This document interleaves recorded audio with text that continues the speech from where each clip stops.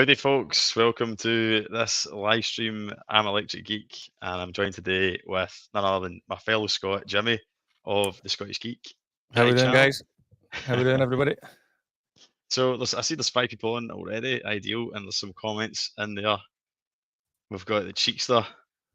He's giving it, let's go, Andy and company. Well, certainly going. Sorry, we're a bit late, but we're both kind of rushing about there to get on, but we're keen to Andy go. and company. I've been called worse things than company before, so that's all right. You're on my channel now. You're on my channel. You're not the star. Look, James, actor, howdy. How's it going, mate? I see you put a comment on my video earlier, mate. I've just not had a chance to get back because I've been prepping for this. But no, it's great to see some comments in there and some people watching from the off. But yeah, if you're watching live, brilliant. Thanks for taking the time to join it live. But obviously, if you're also watching it on a catch up or listening to it on the podcast on YouTube Music, then I very much appreciate you doing so. But as much as we're going to be discussing this topic, as I kind of said in the community post, really want you guys to engage with it as well. Hopefully, you have got some opinions on the kind of current state of cinema. It's a kind of passionate subject to me, and I know that Jimmy is a keen moviegoer. He's got quite a history with cinema, which he'll get into in a second. But it's all about participation. This is what the live streams are about with you guys. We like chatting back and forward. Get your comments in there, and obviously just try and keep them semi-relevant as long as they're about movies, whatever, or what our channels cover. And we'll do our best to kind of bounce off them. But we do have a kind of structure we'll follow, and that will kind of hopefully keep the conversation going. Look at you, a structure. How professional. The structure, the structure's written in the back of a bit of paper here. It's 5 bullet points. So we'll be getting into, I think there's a bit of an issue with cinema, and I think, recent box set daft. Recent box office failures like The Fall Guy and Furiosa certainly evidence that a little bit. So we'll be getting into all that kind of stuff, the effect that streaming's had on it, and we'll be talking a bit about our good cinema experiences and some of our bad ones over the years. But before we do that, I'll hand you over to Jimmy, and he'll kind of introduce himself and speak about his kind of history in cinema. How we doing, folks? I'm Jimmy. I'm a fellow Scottish YouTube movie fan. I've known Andy just on YouTube for, I think, just about over a year, or maybe just about the year mark. I mentioned this on my on the wee interview, the in-person interview, Andy, that I did with Andy a few months ago, which was great to do. Like, because 99% of these things that you do, it's it's on StreamYard, it's on Zoom or whatever it is. It's all virtual. So it was. We managed to just kind of piggyback into some time on in my day job when I could carve out some time in a makeshift studio, and I was like, Andy, jump down and we'll do a quick podcast in between the boring corporate stuff. So it was, I've lost my train of thought there. So I mentioned this on the wee video that I did, the wee interview that I did with Andy. Andy reached out to me when I was very much a YouTube baby, just to say hello. And he was enjoying the content, and Andy and one of the other guys had kind of done something similar, and that meant the world to me at the time. Still does, but when you're a new YouTuber, especially a middle-aged YouTuber, you're like, why am I doing this? What is this? I'm too old for this. This is mental. But you enjoy it, and you're talking about stuff that you enjoy. So the fact that Andy reached out will always mean a lot to me. So thanks very much for that, Andy. My history with movies is long and varied. Like I said, I'm I say middle-aged. I'm 41, but I've been a movie fan as long as I can remember. Genuinely, I mean, since I was probably 4, 5, 6, watching movies, whether it was on my own or with family or with friends. That's always been my main thing. I was never a huge sports guy as a kid. I was utterly crap at football. And when you're crap at football in Scotland, in Glasgow specifically, there isn't really any other sports on offer. So being crap at football in Scotland is a big cross to bear. Yeah, I can contest that. It's I tried though. I kept trying to fit in and conform, but I was shite. I gave up. Day one, tried football. I was like, my brain is telling my legs what to do, but my legs are just like, nope. One's going that way, one's going that way, and the ball's going that way. So that probably played a part into enjoying movies as a pastime. Video games as well, but like much being a gamer as a kid was very much secondary to being a movie fan. So yeah, movie fan my whole life. And am I right in saying so? This year, folks, I took up Odeon Limitless. This is my first year where I can watch as many films as I want, and I've certainly got value for money. I've been there every week almost, but I think you can beat me on that one, Jimmy. Am I right in saying Yes, how long? so I should have actually brought it to show. I could maybe shout and get my good lady to try and find it for me. So I've been a Cineworld Unlimited member since December of 1999.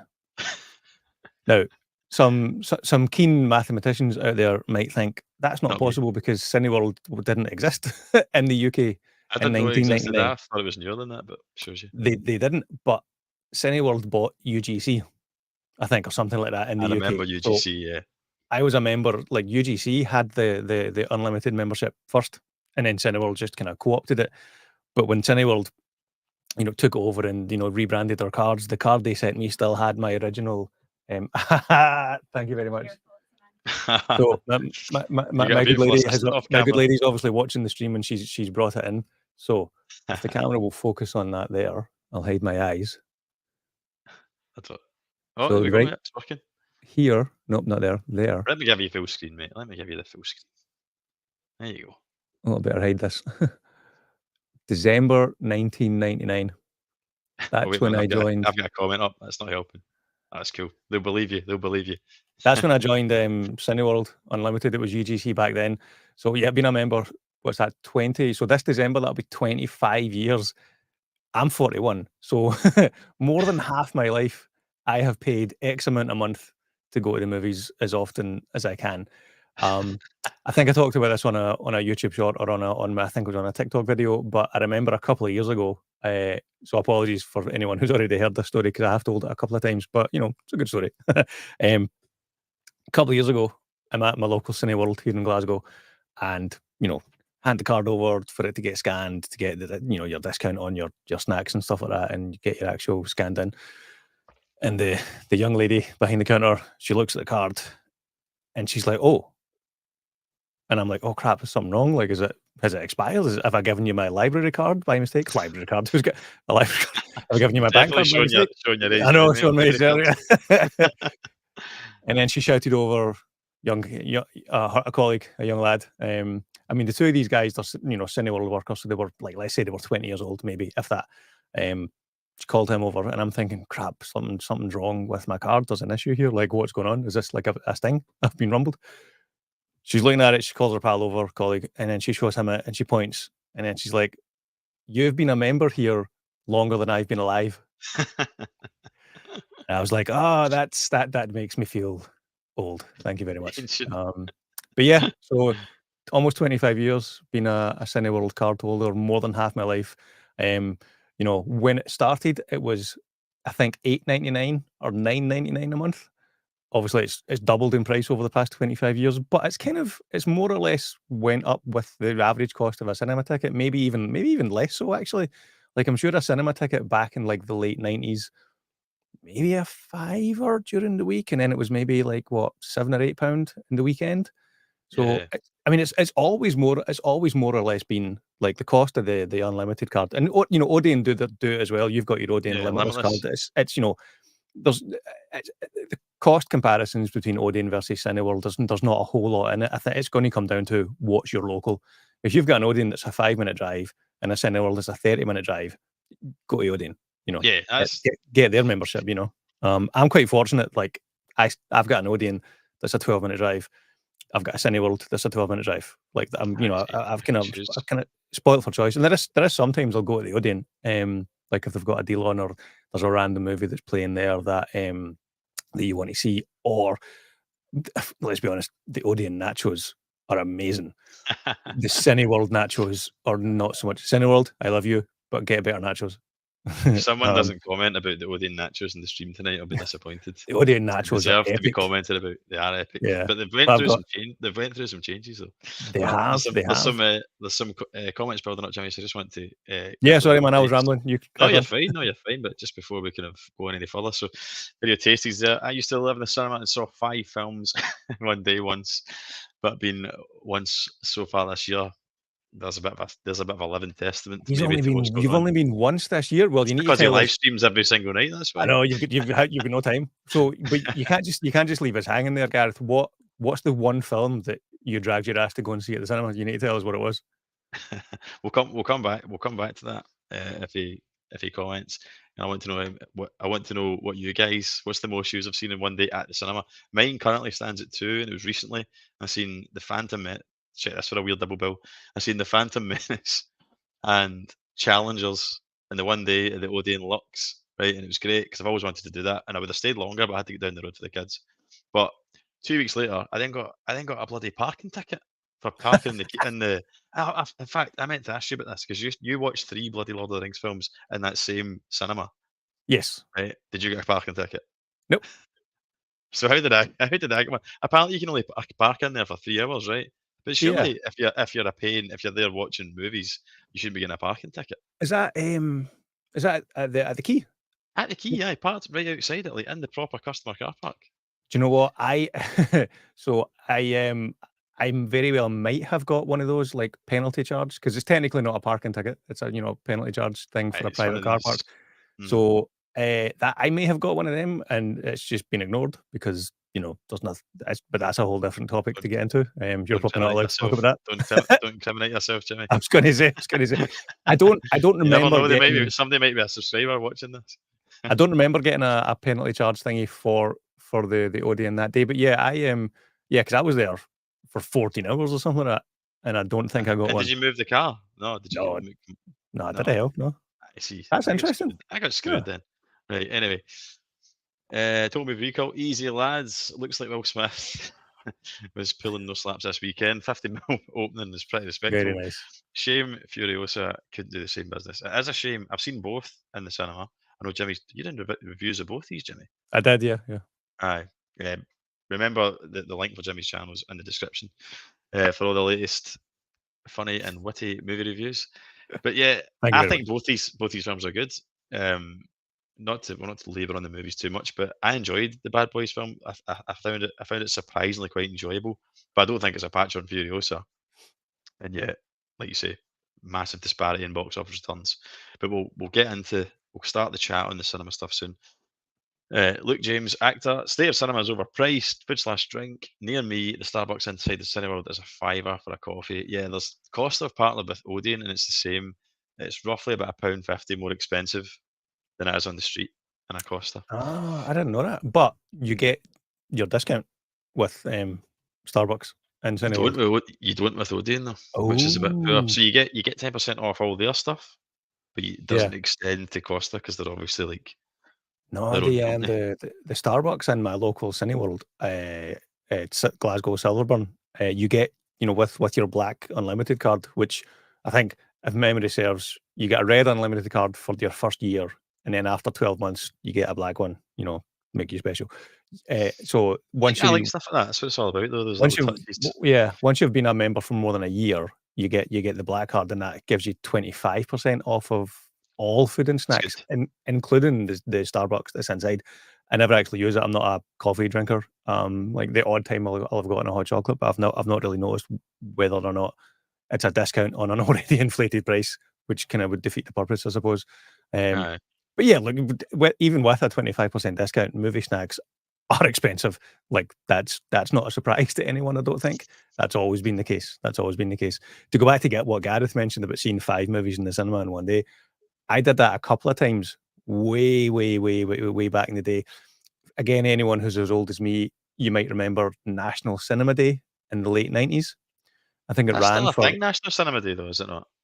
it is, but they don't make a Don't market it. they don't market it, they don't make a big deal about it. But way back in the day, I'm talking like what, 97, 98, 99 ish. So National Cinema Day, every movie at all participating cinemas, which was most cinemas, at least in Glasgow, any movie £1. So I remember each for 2 or 3 years running, me and my mates, there'd be 4 or 5 or 6 of us, we would spend the day at the cinema and we saw 5, seeing 5, like timing it, like the first movie at 11, last movie at like, like the midnight showing or whatever it was on the Saturday. And it was, do you know what it is? I'll always remember this because so one of the whatever year Con Air came out would have been one of the years that we did that because 8 we went to maybe? see Con Air, The Chamber, which was like a legal drama with Matt Damon, I think. No, somebody else. Never heard of it. Anyone in Private the chat know what that Private film Parts, is? the Howard Stern biopic. Oh, That yeah, one. yeah, yeah, yeah. I've Um, not seen it, but I know the film you're talking and about. 2 others. And then did that for a couple of years when they were doing that, when it was £1 to see each movie. So I have seen 5 in the one day, but that was back in the late 90s. And then, like you said, most recently it's quite topical because they've brought them out this week as well. But back in September, um, the Odeon, not Cineworld, come on Cineworld, but the Odeon were showing the Lord of the extended editions, all 3 Lord of the Rings movies, in the same day. So Oof. I happened to have no jobs on that day. I didn't have the kids that day. So yeah, um, paid the money and got 3 tickets to go and see all 3 Lord of the Rings movies back to back to back to back to back. Didn't get a parking ticket. I must be charmed. But yeah, so that's probably most recently. That's doing that. That's the only time I've seen more than one at a time. I did see Oppenheimer twice in the same day but that was kind of like for work. Well, not work, but like Aye. I'd planned a YouTube video around that about comparing the IMAX version, It's a the good like the video. digital IMAX compared to the 35 film print. So it was like that was 2 in the one day, but it's the same movie twice in the one day. But yeah, National Cinema Day, man. Those were good times. Like when you're 14, 15, whatever it is, 16 years old, and it's £1 to go to the movies. That was brilliant. That was brilliant. Yeah, I don't think I don't really. I'd have been. I'm slightly younger than you, Jimmy. Although you wouldn't know looking at No, no, the you can top of tell. You can the tell. top of our domes.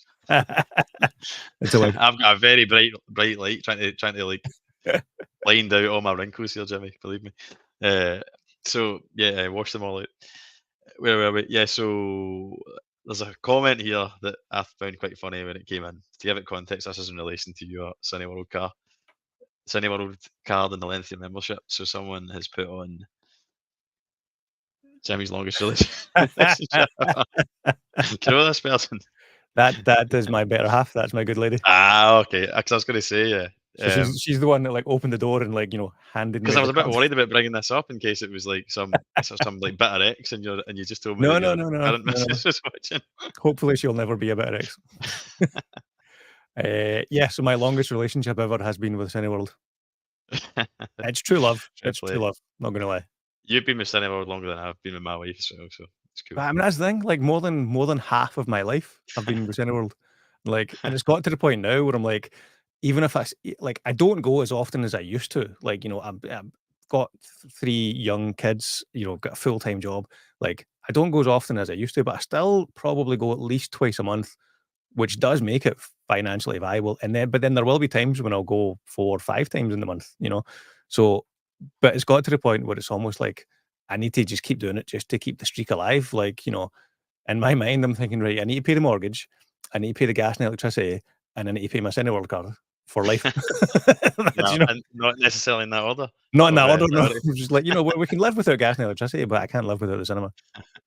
Then it's quite Yeah, sad how probably like that's only like 40% joking. these are the comments in relation to your 25-year membership, mate. Yeah. That's epic. I was 11 1999. I was a similar age, I think, slightly older than Thanks. That's great. Let's keep the Jimmy's old comments coming. That's good. that. Jim's Retro Emporium, good evening, gentlemen. How's it going, Jim, mate? Good to see you in Someone the make me chat. feel better in the comments, and please tell me someone is older than me. I'm 41. Tell me someone's older than me. Video Tasties, 2 Lord of the Rings films, and this is a very good point, I think. 2 Lord of the Rings films in the US top 10 this week. What does that tell you about modern cinema? That's I think right. that's the point we need to kind of jump in here. So there's more Yeah. comments to come, and I'll get them put up, guys. But we've been chatting a while, and we haven't really kind of got tore into the topic yet. So I'll kind of start, Jimmy. So as I say, Jimmy and I are both avid cinema goers. We collect physical media. Jimmy reviews movies. I review 4K discs and other related stuff on the channel. If you're new to it, So big genuine movie fans, and this year it's something that's kind of passionate to me, and I've noticed because I've been going to the cinema all my life, but just not as a kind of unlimited member, limitless member. But I've been in the cinema maybe upwards maybe 15 to 20 times this year, which is quite a lot because I've got a job and kids and stuff. So I'm very acutely aware of how well attended the screenings are that I've been to, and to be honest, it's been pretty dire. I think that the only screening I've been to that was full or in any way full, even partially full, was probably June. Because I went to a Friday IMAX screening of June. That was pretty full, but pretty much everything else I've been to, it's been dead. Like embarrassingly so. Like I've some screens I've went in and it's not been until 5 minutes into it, or just before it starts that I'm joined by someone else. Like when I seen Challengers, for example, I was in with a lone female who was like sitting in the same row, but like 10 seats away, and it was actually almost awkward I because was it was going to kind say of like that doesn't sound awkward at all. yeah, it was weird because like so we're watching this film, which is pretty. If you've not seen Challengers, it's pretty steamy. It's quite a sexual film, and I'm sitting with this female that I don't know from Adam who's watching it, and it just kind of like it was just quite awkward. I mean, I think just the scenario itself, you can imagine yourself in it, but it almost felt to the point before it started as though you should say something just on a human level. You should be like, "So you're into yourself, like, do you want to kind of watch it, Yeah, acknowledge the person to don't do that. cut Don't the do that. ice?" No, no, That's I wouldn't do that because I appreciate that some people might think it was weird, but do you know that way you feel? I almost felt obliged to say something just to cut the tension because it was so dead. It was just the two of us. But that seems to be happening kind of more and more. And then with the recent box office kind of flops, so much is made about it now as well. Like I don't remember box office being reported so heavily in the media. Like it was a thing that you were aware of if there was a massive success, i.e., Avatar has taken in 2 billion, Titanic's made 1 billion, but nobody talked really about this, especially that opening weekend. It seems like every single film now they can't wait to tell you, good or bad, what the opening box office thing's been. And I don't know if that's just because there's now like social media and there's all these kind of pages and yeah. the There's algorithm's so dialed in. Maybe I see that and other people don't, who are more casual movie fans. But it just aye. seems absolutely rife. So that's the kind of reason. I do think there's an issue, hence the title. Our cinema's dying.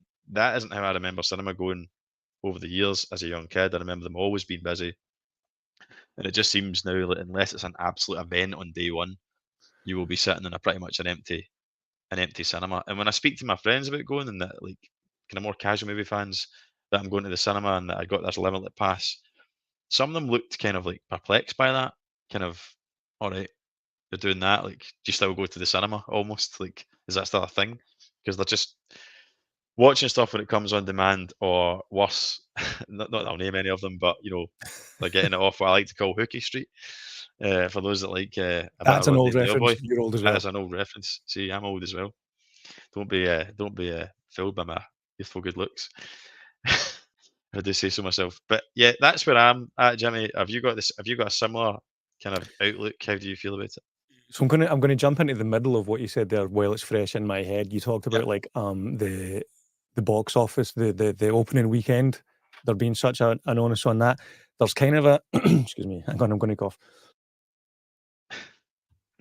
You're allowed to take off. It's cool. There's a part of that is a weird business financial reason. The way, and this is like proper like behind the scenes movie distribution finance chat. A lot of times the deals that distributors, i.e. movie studios and cinemas make, obviously it's percentage based. The cinema chain gets a percentage of the takings and they give a percentage to the distributor, to the movie studio. That varies and is on a sliding scale, and it's weighted, or at least every deal is different. And I have no proper inside knowledge. I'm just aware of this from you know knowing people who work in cinema distribution and in cinemas to a certain extent. The weekend box office percentage for the opening weekend, like the Friday to Monday, the percentage of that is heavily weighted in favor of the movie studio. So the movie studio, like on opening week, I mean, I Okay. don't know what the exact numbers will be, and it'll be different for every movie, and it'll be different for every distributor. But in general, as I understand it, the opening weekend percentage is heavily weighted in favor of the distributor. So the studios, the movie studios, they want to make more money on the opening weekend because they get a better cut. Then second weekend, second, third, fourth, and fifth week, the percentages, change closer to, I'm going to say 50-50 just as an arbitrary example. I don't know the exact numbers, but that's partly why, especially in the modern era, that's partly why the opening weekend is such a big deal because the percentages for the studio are weighted in their favor in the opening weekend. So that's I just wanted to get that off my brain while that was there. In the more broad sense, you were talking about movies that you've seen this year. I've noticed, to be honest, since COVID, like the number of times a movie has been close to, like a movie screen has been close to being sold out or even sold out. I could probably count on two hands. Like Yeah, how busy it's been. Like I remember, pre-COVID and but 15, 20 years ago maybe, like sometimes like the first showing of a big blockbuster movie on a Friday, like the 8 o'clock showing, would you like by the time I tried to get tickets for it, it was sold out. You had to go to the later showing or try and go to the earlier showing. mhm. I genuinely cannot remember the last time I went to book my seat and not been able to book a seat. Like there's been some movies that look like they've been close to sold out when I've been in there. Like I went to the midnight showing of June 2, and that definitely looked like it was full. Um, what else did I see that was close to being? I think honestly this year, I think that might be it. That's the only movie that I can think that felt like it was sold out. There was other movies earlier on in the year that were it was the opening day, so, like a Thursday or a Friday for whatever it would have been, but I can't remember any of the specific movies, but I do remember thinking, "This is like a big blockbuster movie." It's Friday, it's like the 7 or 8 p.m. showing, and the cinema is like 30% full. This would never have happened, like, 5 to 10, 15 years ago, so, there's many, many, many reasons for it. COVID, I'm sure, played a part, but I kinda feel like the excuse of COVID has become just that. It's Yeah, been many years since COVID. I had like streaming platforms and distribution models and whatnot have changed, but I don't think cinema chains can blame COVID for cinema attendance dropping anymore. I think it was a factor obviously during COVID. It was, what was law. yeah, But yeah, there's many reasons, but I don't think you can blame COVID. I think that just, that was bad timing.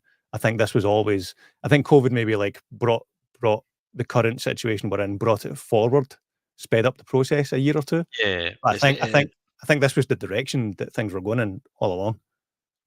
yeah. See, yeah, I would agree. That's the kind of topic I was hoping to go into was just like pre and post COVID. But it's interesting you see that about COVID because apparently I read as well that 2019 was like massive for cinema. It was one of cinema's biggest years. So like that was right on the doorstep of it. Yeah. So it wasn't as though it was proper dying at that point. I mean, there's a case to say that ever since not to stomp on the MCU, especially not in your company, Jimmy. But like, since Careful. like since the superhero genre went through the stratosphere, and don't get me wrong, I was riding that as well, like loving every second of it. That did change the landscape. It probably people didn't realize at the time, but it maybe kind of changed what the blockbuster is and what's bankable, and it suppressed independent cinema, like independent movie making on the big screen to an extent. And then COVID's came in, like Thor's hammer and just smashed it to pieces. Um, and now Appreciate you the like reference. you like that. So yeah, there was a lot of things that were happening. Like you say, just advancement of streaming technology and the on-demand culture. That was already well underway. Netflix, all that kind of stuff. But the reason I think it's important to talk about it is because I'm sure you'll be the same, Jimmy. Is like I love the cinema experience, and my channel is centered around home video, basically, and watching stuff in the highest possible quality. And yes, I put a lot of time and effort into my modest home cinema setup, but that ultimately comes from a love of movies and a love of seeing stuff on the big screen, and I'm ultimately trying to recreate that to the best I can in my Yeah. home. I'm never going to be able to recreate watching. on a screen the size of like what Odeon or Cineworld or any cinema chain can give you. So I don't want to lose that. So I don't want to lose that ability to go and see something on the big screen. Now I'm sure cinemas won't die out in their entire and like won't be wiped out like the dinosaurs, but I don't want to get to the point where you've got like one cinema in every city, and you've got nothing locally kind of thing. And I think that's what might happen. And also on top of that is I think it'll when the cinemas go, it'll massively have a knock-on effect again to what type of movies get made.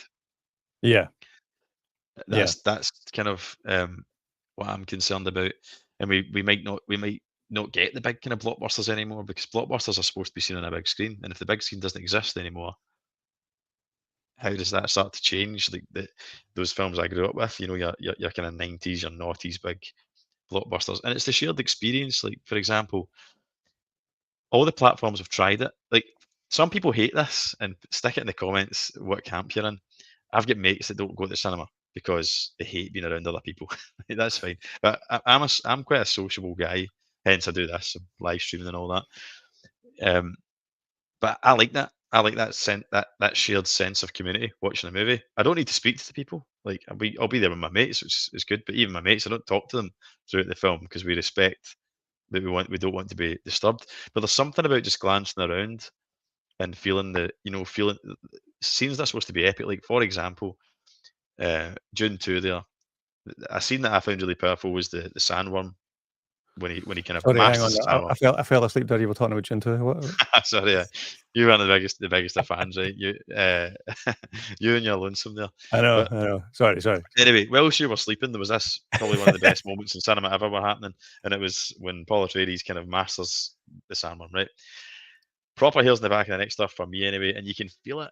You can feel the tension, you can cut it with a knife in the cinema because that was the only screen that I've been to that was busy, and that added to it for me. Looking around and seeing other people that are like-minded, their day one, in awe, silent. You can feel the tension, and it adds to the experience. See, when you're in a showing of any movie and you look down, there's nobody there. Some people might be like, "Great, I've got the place myself," but to me, I feel a little bit like silly, almost as if like, am I daft here? Like, and I'm in this cinema and it's just me. Nobody else is doing this. Everyone else is like going to watch it at home or whatever. And here's me in this massive big warehouse myself, like basically watching this. So I'm not saying I can't enjoy a film without an audience. I can, but I don't want to lose that for the big premieres and like having that sense of community. And apps have tried it, like they've all had it. Amazon's had watch parties. Netflix, I believe, has trialed them, but Amazon's just shut theirs down because watch parties online are shit. There's no like Oh, have they're they? crap. They're crap Ah, because they're not getting. They've shut it down because they've only recently shut it down. I don't Amazon even because know. they weren't getting enough engagement Yeah, because of course they're not because it's not the same as actually being in a room with someone, you know. So I think it's that's not funny. just me that Yeah. doesn't want to lose that kind of shared experience, but like you say, I'm nearly 40 now. I'm not the new generation that's grown up with mobile phones, tablets, and all that, and they might not appreciate that the same. But what do you think of that, mate? Are you kind of in agreement with that, or does it not bother you Kinda, being on well, your own? yes and no. So first of all, like, it's okay to go to the cinema by yourself. Like, I mean, Mhm. you also said dafty. Yeah. You might need to translate dafty. I think that's a Scottish one. So, Dafty for so anyone who's not Scottish just means like, a silly person. feeling a bit silly. Yeah, like you're Yeah, on your own with something, like maybe not, maybe missing so something. you talked about how you love the communal experience of going to the cinema. I don't dislike that, but for me, it's not my main reason for going to the cinema. My main reason for going to the cinema versus watching a movie at home is A, chances are I don't have the choice of watching it at home because it's not on stream and it's not on disc yet. And B, as good as your home cinema setup can be, it's never going to be as good as an actual cinema, and especially like modern cinemas. Like, and I'm not going to get into the whole like film projection and like IMAX and Yeah, digital and all of that jazz. Like a good modern cinema with a giant screen and a good sound system is going to be better than a home cinema than a 50, 60, even like an of 85 course inch it is. TV at home. Aye. Like, it's not gonna be as good as the cinema. So I love going to the cinema for the experience of watching a film on a big screen. Now, whether I'm on my own, whether I'm with a friend or with my partner or with the kids, or or whether there's like, and whether there's no one else there or not. The main reason for me is to experience the movie for myself. Yeah, The communal experience that, we'll talk about this, I think, a bit later on. So I'll save those stories for when we talk about like cinema experiences. But there are moments that are ingrained in my brain, cinema experiences that wouldn't have been an experience if I was by myself there. So there is that element to it, but that's like a secondary niche thing. Yeah, aye, it's element for me. bonus. It's the secondary benefit, or a kind of like a tangential benefit. The main reason I love going to the cinema is because I love movies and I want to see them on the big screen.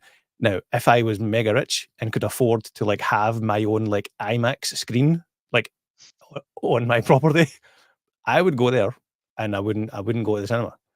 So the main reason for me isn't the communal experience. It's experiencing a movie on as big and as best a screen as you can. The communal experience, that's a double-edged sword, like experiencing something like like Which we'll get comedy. into. The people always talk about comedy being the prime example. Like, if you're watching a comedy at home on your own, you'll be less you're like physically, like genetically or whatever, psychologically less inclined to laugh out loud Mm. as if you're in a cinema screen with 400 people and they're laughing out loud at the funny moments. So that plays a part in it as well. But, the flip side to that is sometimes you're stuck in a cinema with, just assholes, people on their Something phone, smelly or people on the like, phone. not to sound like an old man, but fucking teenagers who are just there in the cinema to talk to each other and not watch the movie. Like, Yeah, that is I know annoying. it's illegal to punch 12-year-olds in the face, but sometimes. Please don't clip that. Please don't clip that anyway. So yeah, But so no, like you're right though. the Yeah. cinema experience for me is about watching the movie on a big screen, experiencing it with other people. If that's a benefit, if that adds to it, that's great. But sometimes that detracts from it as well. Yeah, and we'll both kind of get into that later on. We're going to do towards the end. We'll do our kind of best and worst cinema experiences. But I do agree with you. I maybe a little bit labelled that too much. I would agree with you, mate. I ultimately I go to the cinema to see the films that I'm most excited about in the biggest possible for Yeah, and possible again, delivery. I'm but the same as you there. But I'm not trying to say that I go because I've got no mates and I go there as like a way of hanging about with people. but that's what I'm saying. Like, it's I do okay. like it. I think it's Aye, important. it's okay to go to the cinema by yourself. Like, I know, like a lot of people, like I know, and I've got friends who There's a like. stigma Yeah, on there's a this. stigma about going to the cinema. They're like, "Oh, I want to go and see that." Like, it's like a friend of a friend. I remember, somebody told me this story just very recently, and I think it was Oppenheimer. Like, this person wanted to see Oppenheimer. They were desperate to see it, but like, no, they couldn't get the timings to align for anyone to go and see it with them. So they didn't see it, and I ended up giving them my. So because I had like two copies of the Steelbook because I was like, I don't know which one I prefer, so I bought them both, and then I like, geekily like decided which one I wanted to keep. So I just gave him my other copy because he still hadn't seen it. Like, and this guy, like, you should have just went to just go yourself. Go yourself to see the movie. That's totally fine. Like, like, I think some of the staff in my local cinema, like, they see me. Sometimes they'll see me on my own. Sometimes they'll see me with my partner. Sometimes they'll see us with the three kids. You know, but it's totally fine to go to cinema on your own. Like, who cares if people look at you and think, "Oh, look at that sad. He's going to the cinema by himself." Aye, like, especially see if it's like a big blockbuster movie that I'm desperate to go and see. Like, for example, Deadpool Wolverine.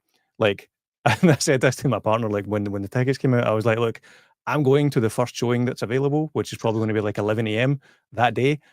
It'd be great if you want to come with me, but I With or appreciate without you. I appreciate you've got your job and you need to take the day off and da da da da. But I'm going to that first showing. Come with me if you like, but I'm going, and I'll go myself, Aye. and I will enjoy it.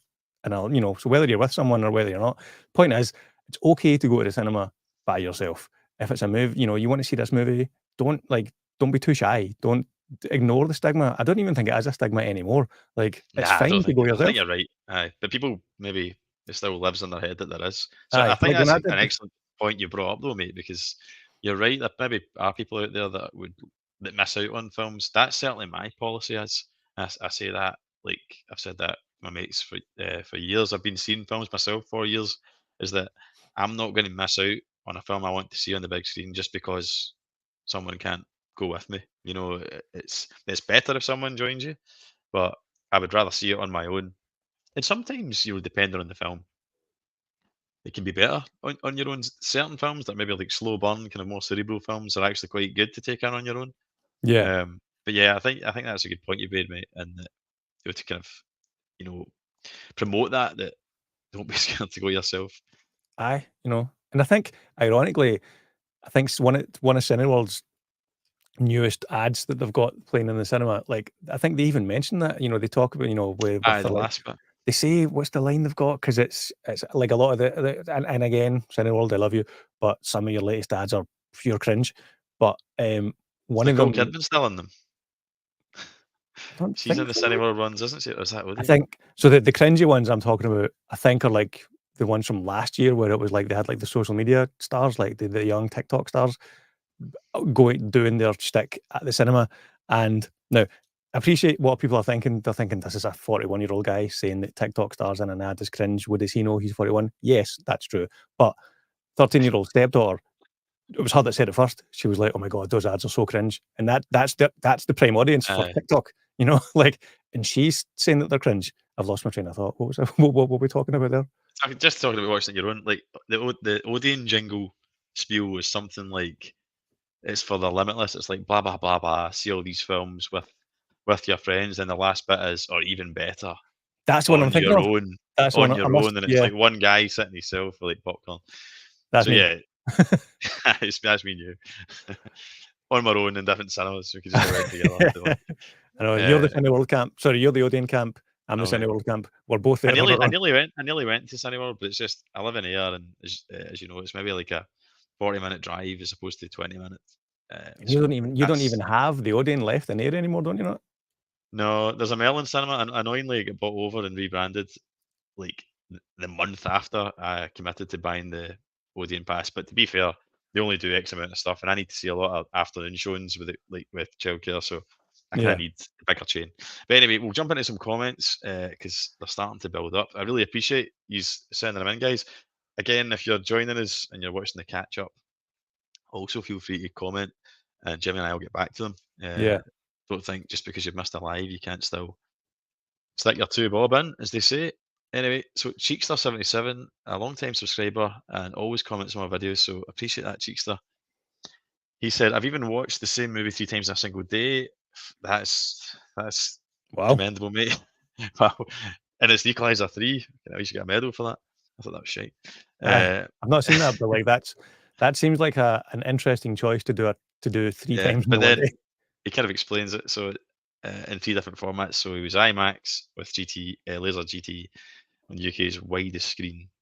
What would that one be? Is that maybe Sheffield maybe? EFI maybe? So IMAX with Laser GT, that's what Cineworld Silverburn is. So Yeah, It's Scotland's only IMAX laser screen, laser. and it is a good screen. Oh, it's a cracker. That's the only thing I'm a bit, but not bitter about, but I miss out on that being with Odeon. Although they have an IMAX and they have like their kind of whole what is it they call it, iSense and all Hisense. that. Yeah, it's Yeah, good, but definitely probably the best screen in Scotland is the Cineworld one. Which there's no point in me going to that if I'm obviously getting it for free at Odeon. So that's yeah. a bit of a sore one. But he's seen it on all the different formats, so fair play to you, Cheekster. Bit of an aficionado on all things Equalizer 3 by the sounds of it. Luke James Actor, that's dedication. It certainly is. It certainly is that. Terence Ming, I always forget to say his name. Can you Miguana. pronounce it? I don't want to murder it. Is it Miguana? Miguana. I got along with my wee I brother on I this. said that like I know, I don't. I know it's his alias anyway, but it's a cool alias. I got lumped with my wee brother on the National Cinema Day and only got to see James and the Giant Peach, whereas all my buddies went to see 18s.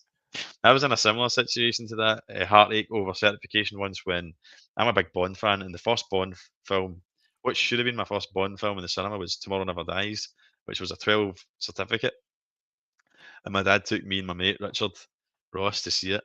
And Richard was a year older, so he was 12. I mean, we both looked about 8 or something, but like I was like so many, like 6 months short of being 12. And the little get like the total job's worth. I mean, two young boys at the see James Bond, you know what I mean, with their dad, and he's like, "Ah, what age are you?" And that, and I had my rehearsed date of birth, which I just shat the bed with and wasn't convincing at all. And they were like, "Nah, you're not getting in, pal." And my dad get quite angry actually, and was kind of like trying to strong arm him, but it didn't work. And of all the things, do you know what we ended up seeing instead? Home Alone 3. Oof. I mean, is there more of a come down from being a massive Bond fan and thinking you're getting to see your first Bond film, Tomorrow Never Dies, and in the space of about 10 minutes, you're sitting watching the opening credits to Home Alone 3. I mean, And I watched it on Disney Plus because my daughter yeah. wanted to watch it about 2 weeks ago, and it opened up old wounds, if I'm being honest. The mental scarring was real. Was that a mercy though, the fact that you didn't have to see Tomorrow Never Dies in the cinema? See, I'm a defender of Tomorrow Never Dies. I think it's an underrated. Now, am I right? Is Is that the one with the camouflage car and Halle Berry? no. That's Die Another Day. And in Oh, that case, okay, it would sorry, be a toss up between Home Alone 3 and Die Another Day. I'm But getting them mixed up. I'm um, getting them mixed up. Yeah, so Tomorrow Tomorrow Never Never Dies. Dies is the remote control beamer, and Waylon and all. Michelle Yeoh's in it. That's the second one after Goldeneye. Jonathan Price is it's the Yes, media no, mogul thing where he's that's trying a to decent start. one. Yeah, that's That's a good, decent man. one. That's a decent That's one. good. Yeah, I it's like Die Tomorrow Another Never Day. Dies. That's pretty pish. Aye. Anyway, she's like, I am a hardcore cinema fan, and I've never had an unlimited membership because I live too far away from any decent cinemas. I know. That's a fact Yeah, for him. I did think as we were talking about that, and especially me, I was kind of like, I've kind of like, like call it cinema privilege. Like I'm very lucky, fortunate that I live, in a major city. I live in a suburb like of a major city, and yet like within less than a 20 let's say within a 25-minute radius, I've got two Odeons, sorry, three Odeons, uh, two Cineworlds, two Views, the GFT. They've like spoiled for choice for cinemas. But even if you just narrow it down to like to the Odeon and Cineworld because they do their unlimited ones, like I said, within a 25-mile radius, I've got 25-minute radius, I've got five to choose from. So there's cinema privilege. That sounds like a line that I've rehearsed. It's not. I've just come up with it, but I'm going with it. Cinema privilege is a thing, and I do have it. You heard it first here, but you're right, no, and that's kind of why. That's the reason why only up until now have I gone for it as well, because it wasn't really handy for me Be having to go honest to though, Kilmarnock and did that. you go for it when there was the group on? No, it was like it was a deal though, but it was like the January 25% off, like New Year deal. Yeah. So So I that's paid a for it good all up deal. front. That's a It was good a so good you're deal, and I've yeah, got you're paying the for what did it work out to be? Like a year's worth of cinema going for aye, so it's 120 like pound or something? 145 quid, I think it was, but that's for so there's two tiers to Limitless. There's the standard and there's the Premier, which gets you like the Premier seats included and Right. uh, Or Lux Lux and they call it. 3D Yeah, and yeah. all that. Yeah. Yeah, so I thought it worked out something like an extra 10 quid on the annual tariff. So I was like, oh, Yeah. I'll just take it. But yeah, when you break that down, you're like, what, 12 quid a month or something like that? Oh, aye. You It's break it down absolutely that worth way. it. Yeah. So yeah, Aye. But I've that's got my money's worth already. aye. So to go back to Cheekster's comment, like it's one of the reasons I don't think I would ever move to like, the countryside unless I was rich enough to build my own IMAX cinema, like I'm a simple man of simple pleasures. Like, I like the cinema and I like the gym. Like, so I need them close by, Aye, it's fair enough. Uh, Terence from Dust Till Dawn. Oh, this is in relation to Oh, 18 yeah, stuff. yeah. Sorry, this is a Nah, kind of chat that's happening in this, but I'll skip over that, mate. But I never got to see makes a Showgirls good in the point cinema. here, though, in these conversations. I honestly think that we are in that period, like the late 60s, when big movies were bombing because they did not reflect the world around us. I'm surprised Terence remembers movies in the 60s. I mean, it doesn't look that old. He's aged well. Like a fine wine. I know he's a man. He's a man of culture. He is a man of yeah, he is a man of Terence has got a culture channel as and well, and impeccable he taste. doesn't really cover mainstream stuff. So, if you like your movies off the beaten track, he's definitely worth looking up. With all the people in the world, I think we need movies to reflect that instead of so much nostalgic escapism. I think we could all agree with that. That there probably Yeah, is that aye, blockbuster studios rely far too much now on nostalgia and churning out and revamping and bloody defibrillating old franchises as opposed to yeah. just trusting someone with something that's with an IP that's kind of original and unproven. But to go back to Gareth Video Tasties comment, on the one hand, you're saying we don't want nostalgia, but on the other hand, 2 of the top 10 movies in the US are Lord of the Rings movies and 20-year-old movies. So nostalgia is bringing in money. Yeah, and But I thi when cinemas are in that I mean, I wouldn't say they're on a sugary peg, but it's definitely kind of uncertain times between oh, aye. blockbusters. So yeah, they're gonna. I've noticed that more and more. Like it seems, I didn't actually realize until I got Limitless just how often they show older films. You know, It's like the definitely Matrix, all the aye. Spider-Mans are getting reshown. You There know, was there's a The Danny lot more Boyle of that. season, which was a Danny Boyle random one. season, yeah. It's definitely, something that's they've done a lot more of post-COVID, and even just in the last year or 2, like, other than, like, Christmas Eve showings of Die Hard and, like, Rocky Horror Picture Show, like, events, like, I don't remember, say 5 plus years ago, I don't remember there being that many, like, re-releases of old movies, like, off the top of my head, in the past, let's say, post-COVID movies I've seen in the cinema that were re-releases of old classic movies. There's the Lord of the Rings trilogies, Die Hard, and it wasn't not a Christmas show, and just a random show in like in October or something like that. E.T. They brought that out. I took the kids to see E.T. Um, at the cinema. Like what else? Like there's been a lot. The Crow, just obviously for the 30th anniversary. That was just a you know, they are putting a lot of older movies in the cinema because they're going to make So get bums on seats. That's why. yeah, they're gonna Uh, they're gonna get they're gonna get bums on seats, and the US box office, like Gareth pointed out, it shows exactly that. This is June. This is prime summer box office season, but yet 2 of the top 10 movies in America in the middle of June are re-releases of Lord of the Rings. Now, yes, that's maybe not a fair comparison because I'm sure part of that is the fact that it's the Lord of the Rings movies. It's yeah, they're not massive, massive it's movies. Yeah, it's not like a re-release huge of fan Van base. Helsing or X-Men 3, it's the Lord of the Rings movies. So Van that I'm sure Helsing, God. I know. All I right. don't know why that popped in my oh, no, I I do know know. why that popped in Why I are do you know just why that carrying popped in Van my head. Helsing from 2004 That's for a in that's your for a head? cinema experience story when we get to that part of the Ah, right, okay, okay. A wee tease there, folks. A wee Yeah, tease. yeah, there you go.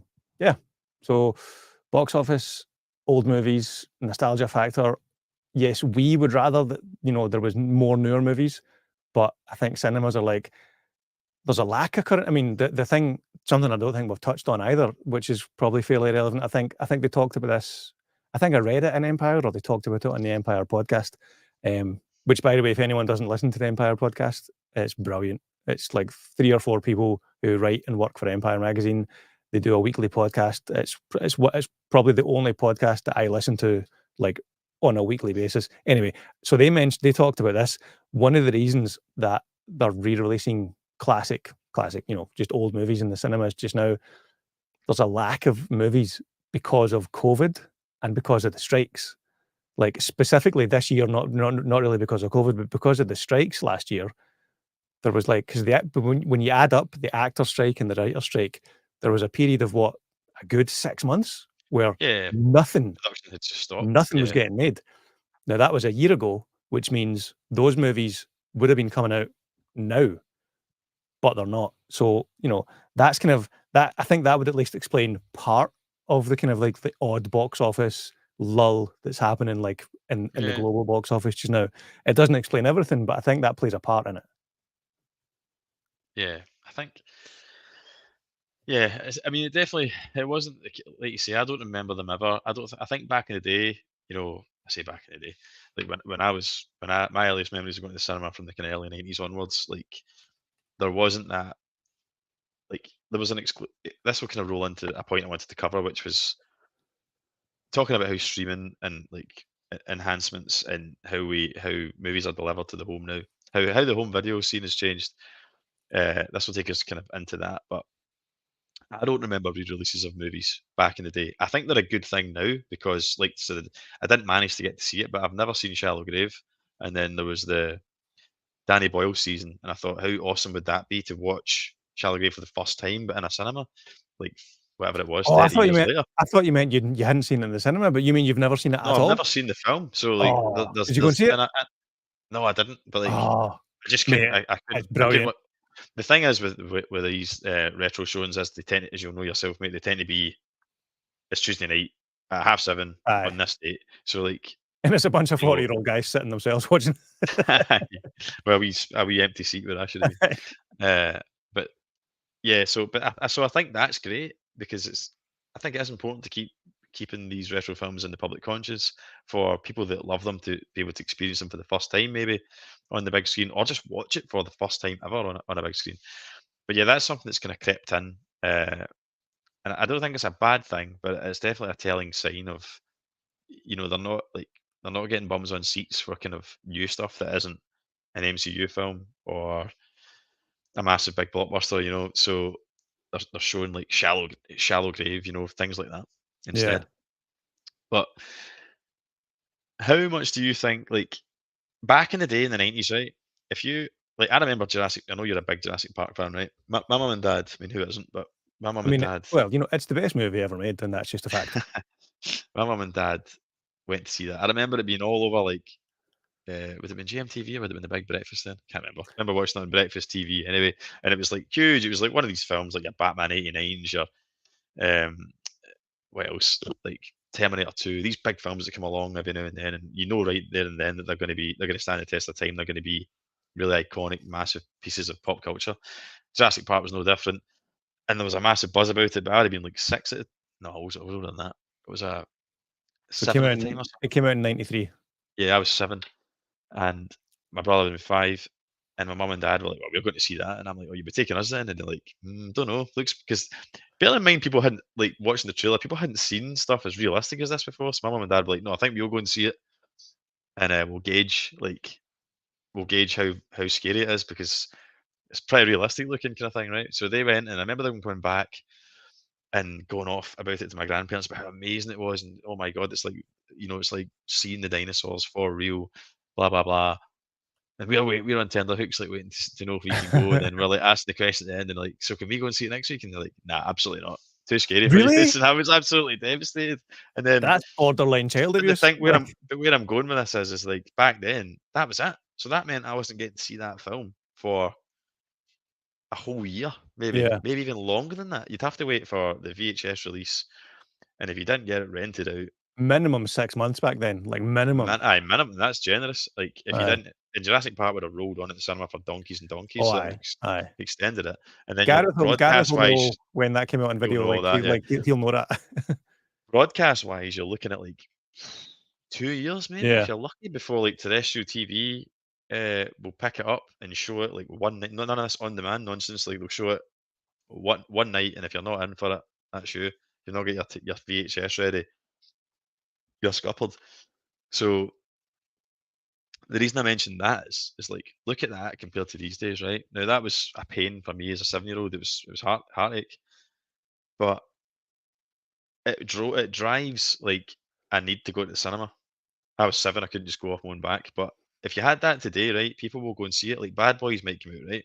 Bad Boys is doing quite well, but let's say Furiosa, right? It's not doing great, but if you told people, well, if you don't see it at cinema, you're not going to be able to see it at all for another year and a half. I guarantee that it had a better box office yeah. than it did. But they know that, and it's the way it goes now as well. Like, look at the Fall Guy. The Fall Guy didn't perform well, and they're cutthroat as anything. The minute it didn't perform well, they moved the streaming date forward to the point where it's still in cinemas and they've got it on demand because Yeah. they've lost. They're just it's now about money, money, money. Get the money back. Get it onto home premiere. Maybe if people will chip in there, had a few beers. It's easy to do. Hit the 15.99 button your Sky remote and just watch it that way. And I think that is massively undercutting and helping to nail the lid of the coffin shut. The whole I was home going to say premiere thing. they're digging their own grave, to use a similar analogy. Yeah, it's kind of like it's greed from the studios on on both fronts to the point that they're counterproductive. Aye, Like they'll have like the with the the the box bean office yeah, approach and the home video approach. like the I bean think. counters will have an algorithm that says if it doesn't make X amount by the first X amount of days, it's going to be more financially viable for us to pull it from the cinemas and put it on streaming. And again, that probably ties back into the whole percentages in the opening weekend being favoured towards the cinemas. If it's not making money in the cinemas, it's costing the distributors to keep it in cinemas. Yeah. So that's why after 21 days, they pull Fall Guy. I think it was something like 20 or 21 days. It's pulled, well, not pulled from the cinema, but it's like drastically the number of screens is reduced, and it goes on premium home demand. And like you said, you click on your Sky remote to rent it for £15, or your Google Play or Apple TV, or whatever your streaming choice platform for rentals like that is. And I think it's it's movie making, or it's the oh, hang on, just mashing my mic. It's the business part of the movie business. Like, it used to be the movie business, and now it's the movie business. Yeah. Like, it's Yeah. like there. I guarantee you, like, there'll be a spreadsheet or an algorithm. There'll be a formula somewhere that basically is saying, if it doesn't make X amount, pull it and put it on streaming, because we will. It's not. It's probably not about making more. It's about losing less. Look at what Warner Brothers did with no, hang on, that's my doorbell done. Someone will get it. Look, where was it? Look at what happened with Batgirl and the Scooby Doo movie. Like, in what world is it Does more that happen? financially?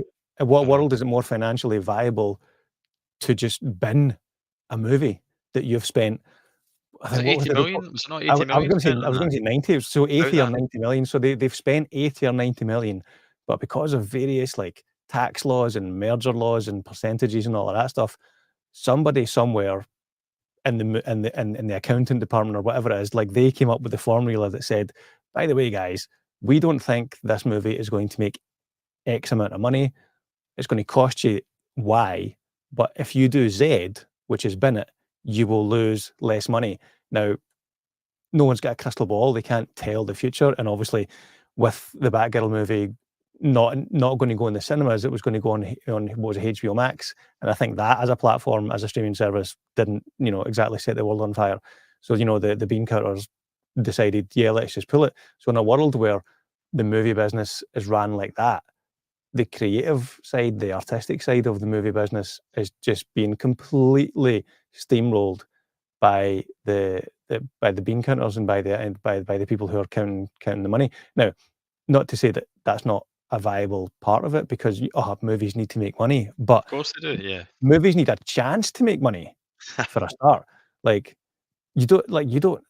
I mean, Fall Guy is an example that kind of like disproves the point I'm trying to make. But they gave Fall Guy a chance to make money, and for whatever reason, it didn't make money. And I quite enjoyed Fall Guy. I was amazed that it was doing so badly at the box office, because I thought it was really good. It's a decent enough film. It doesn't deserve the kind of the bad rep that its box office earnings are kind of Yeah, giving it by proxy kind of thing. But it's interesting what you say about films not getting a chance. So I want to get into these comments as well, but yeah. just Will you do quickly, that? I'm like gonna I'm just gonna go to the ASMR section. uh, with regards, like, going back to what Terry was saying earlier about movies and the product placement, there are other fizzy drink brands available, folks. No, there's not. Brew sponsor me. You don't even drink the real stuff, mate. You drink the sugar free. I mean, play yourself a Scotsman. So, but apparently, like Stanley Kubrick's Space Odyssey 2001, which is that box set What are right you there. doing? That box Oh, set. okay. I thought there was Not like a anyone fly can up make it out. somewhere. I did a video on it, but anyway. So that famously, apparently, released, and it completely bombed. Like, nobody was going to see it. It was too avant-garde. It was too kind of surreal and arty-farty, for lack of a better term, too visionary. People didn't understand it, and initial critical receptions weren't too hot, and people just weren't going to see it. And then it ran for X amount of weeks, and Warner Brothers were like, right, kind of like what you said. They were eventually like, we need to pull this because it's costing us money to keep it shown in theaters and nobody's watching it. And Stanley Kubrick was like absolutely gutted.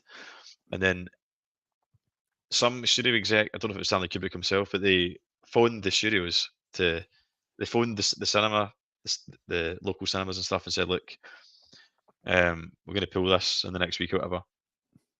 And they were like, no, hold off, because for some reason this week, now this was like week 8 or 9, people are starting to come and watch this. I don't know why, but people are starting to watch it.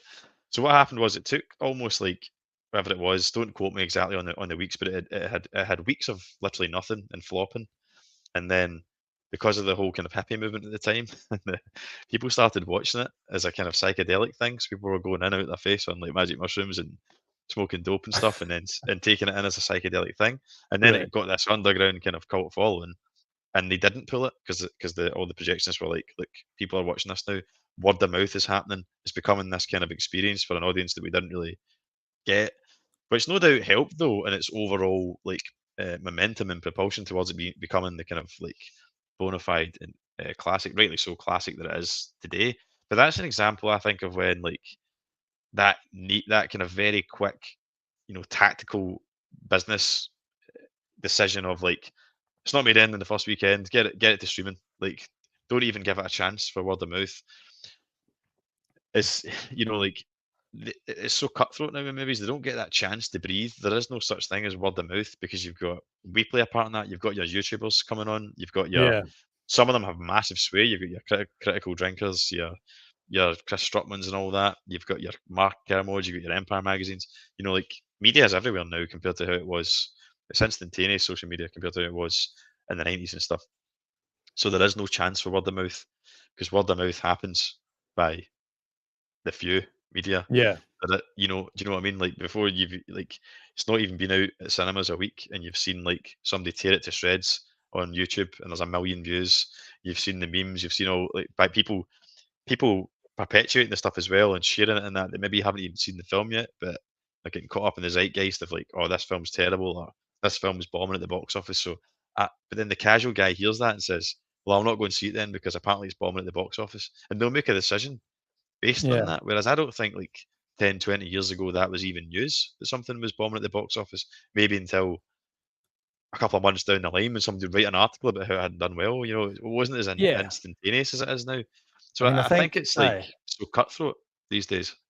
Like, like, I say back in the day, like, in the decades gone by, unless it was a movie that did so bad that it bankrupted a studio, like Heaven's Gate with, was it United Artists? Was it Michael Cimino movie? The movie the guy that did Deer Hunter made after Deer Hunter Right. tanked, and this is like what, late 70s, maybe early 80s, something like that. Like that, the story goes that tanked so badly that it bankrupted the studio. So something like that was newsworthy, but that was like a movie Yeah. had to do for like for it to be Had to have newsworthy. something It had to be so bad that it literally bankrupted sink the a studio studio. or something. Yeah. Like imagine a movie today bankrupting Disney.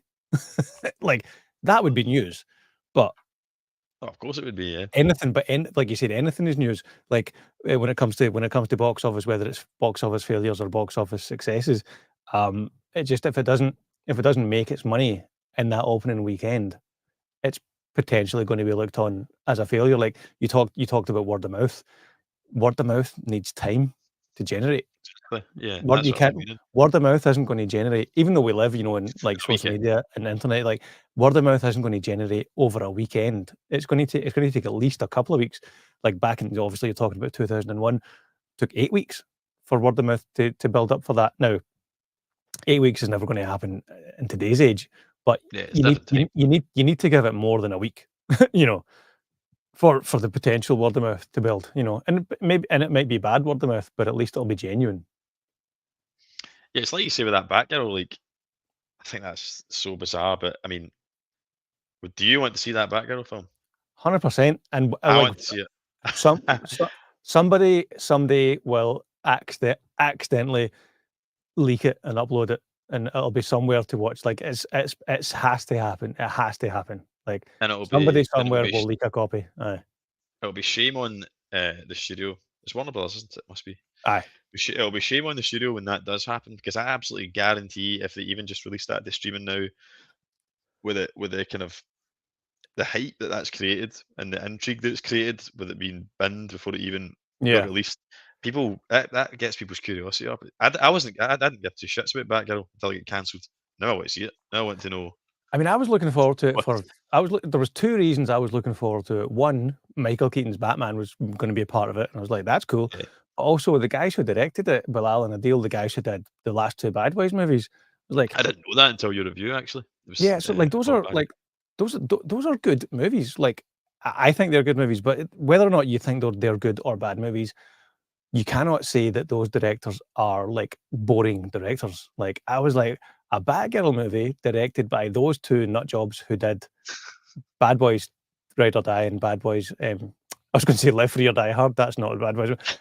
Anyway, the last 2 Bad Boys But movies, it's the like, mashup. It's the it's Bad Boys and John it's McClane a crossover mashup that we we want to didn't know we see. wanted.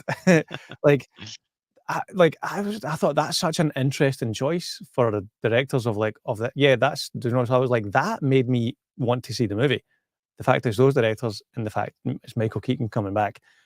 I wasn't too, you know, fussed about seeing a Batgirl movie, even though ironically I've got a Batgirl tattoo, but that's for my kid.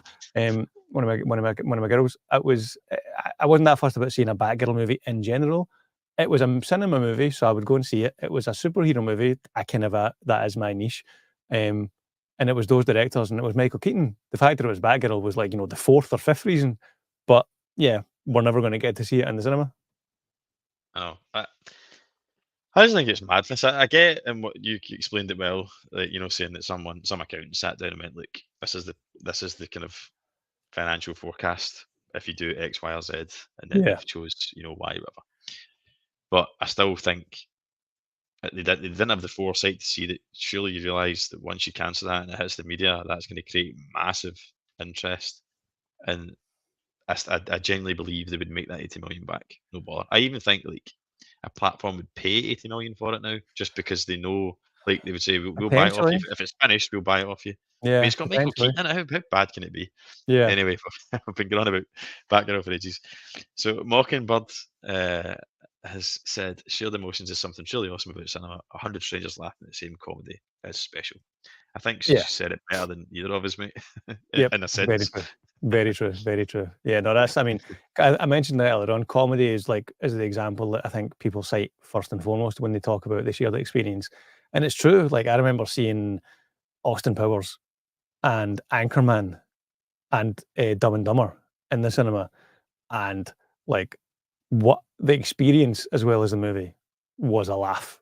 Like, Aye. you know, 100, 200, 300 people all laughing at Ron Burgundy, like, I genuinely, like, I was in tears, and, you know, and so was everyone around you, and I think I mentioned that earlier on, like, I would still laugh watching that at home on my own, but you laugh more when other people around you are laughing at the screen as well. Yeah, laughter's infectious, isn't it, as Aye, they say? exactly, yeah, aye.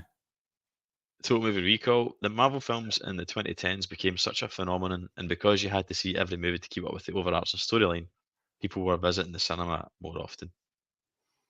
That's Can't really probably true. disagree with that. It's probably Yeah, true, yeah. And aye. I don't think I think I kind of touched on it earlier that maybe I mean what the cinemas would have been reaping the benefit of that massively. Aye, And so were the cinema goers. You know, it was a great time to be into movies and to be into superheroes. But I don't think people, including myself, realised like no phenomenon can come along and not leave a lasting impact. And it sometimes has a negative. So when something like as big as that moves through any kind of space, um, are we talking about it'll the have good. MCU? Yeah. Yeah, yeah, I Yeah, definitely yeah. think the MCU's had some negatives, like Oh, done aye. some things that were negative to cinema. But I'm still glad it happened. Like I wouldn't take it away. Like I love that run that it went on, and I still enjoy MCU films. But they're definitely suffering a bit from their own success, I think, currently. Aye, aye. I mean, it's them that's yeah, that's I mean, that's really, like, such a unique golden goose Yeah, it's for a study in itself, isn't it? aye, like, Yeah. that's yeah, like, exactly that, like, in 10 years' time or maybe even less, or Degrees on that. they're probably doing I was literally gonna say they're probably doing it now, there probably is, you know, a sit like like a college course or a university course unit dedicated to the That's a MCU and, you know, the box office impact of the on the movie business, like, that's something that will be studied because, you know, so Iron Man 1 was what, 2008? it is an AI. And, you know, we're up to 2024. So, I mean, if you go from Iron Man 2008 and let's say you cap it at Endgame or No Way Home in 2019, Gives to was this. it Aye. was it 18? It was 19. Endgame was 2019, I'm sure. Because it was it was the year before COVID. It was Endgame, I think. I'm almost positive. Anyway, so from Iron Man to Endgame, that run of movies, now not all of them were bangers, but most of them were. and not one of them lost money. Like, they all made money, and it allowed that studio to keep going and keep making the movies. And I think, I mean, I've got no I've got no inside knowledge, so I'm basing this on nothing other than speculation. But I don't think that Marvel, uh, at least the Marvel part of Marvel, maybe not the Disney part of Marvel, but I don't think they're making their decisions based on a formula of projected box office in the same way that Warner Brothers and DC were when they Yeah. made the decision to shelf Batgirl. I mean, look at look at Guardians of the Galaxy. That was a gamble.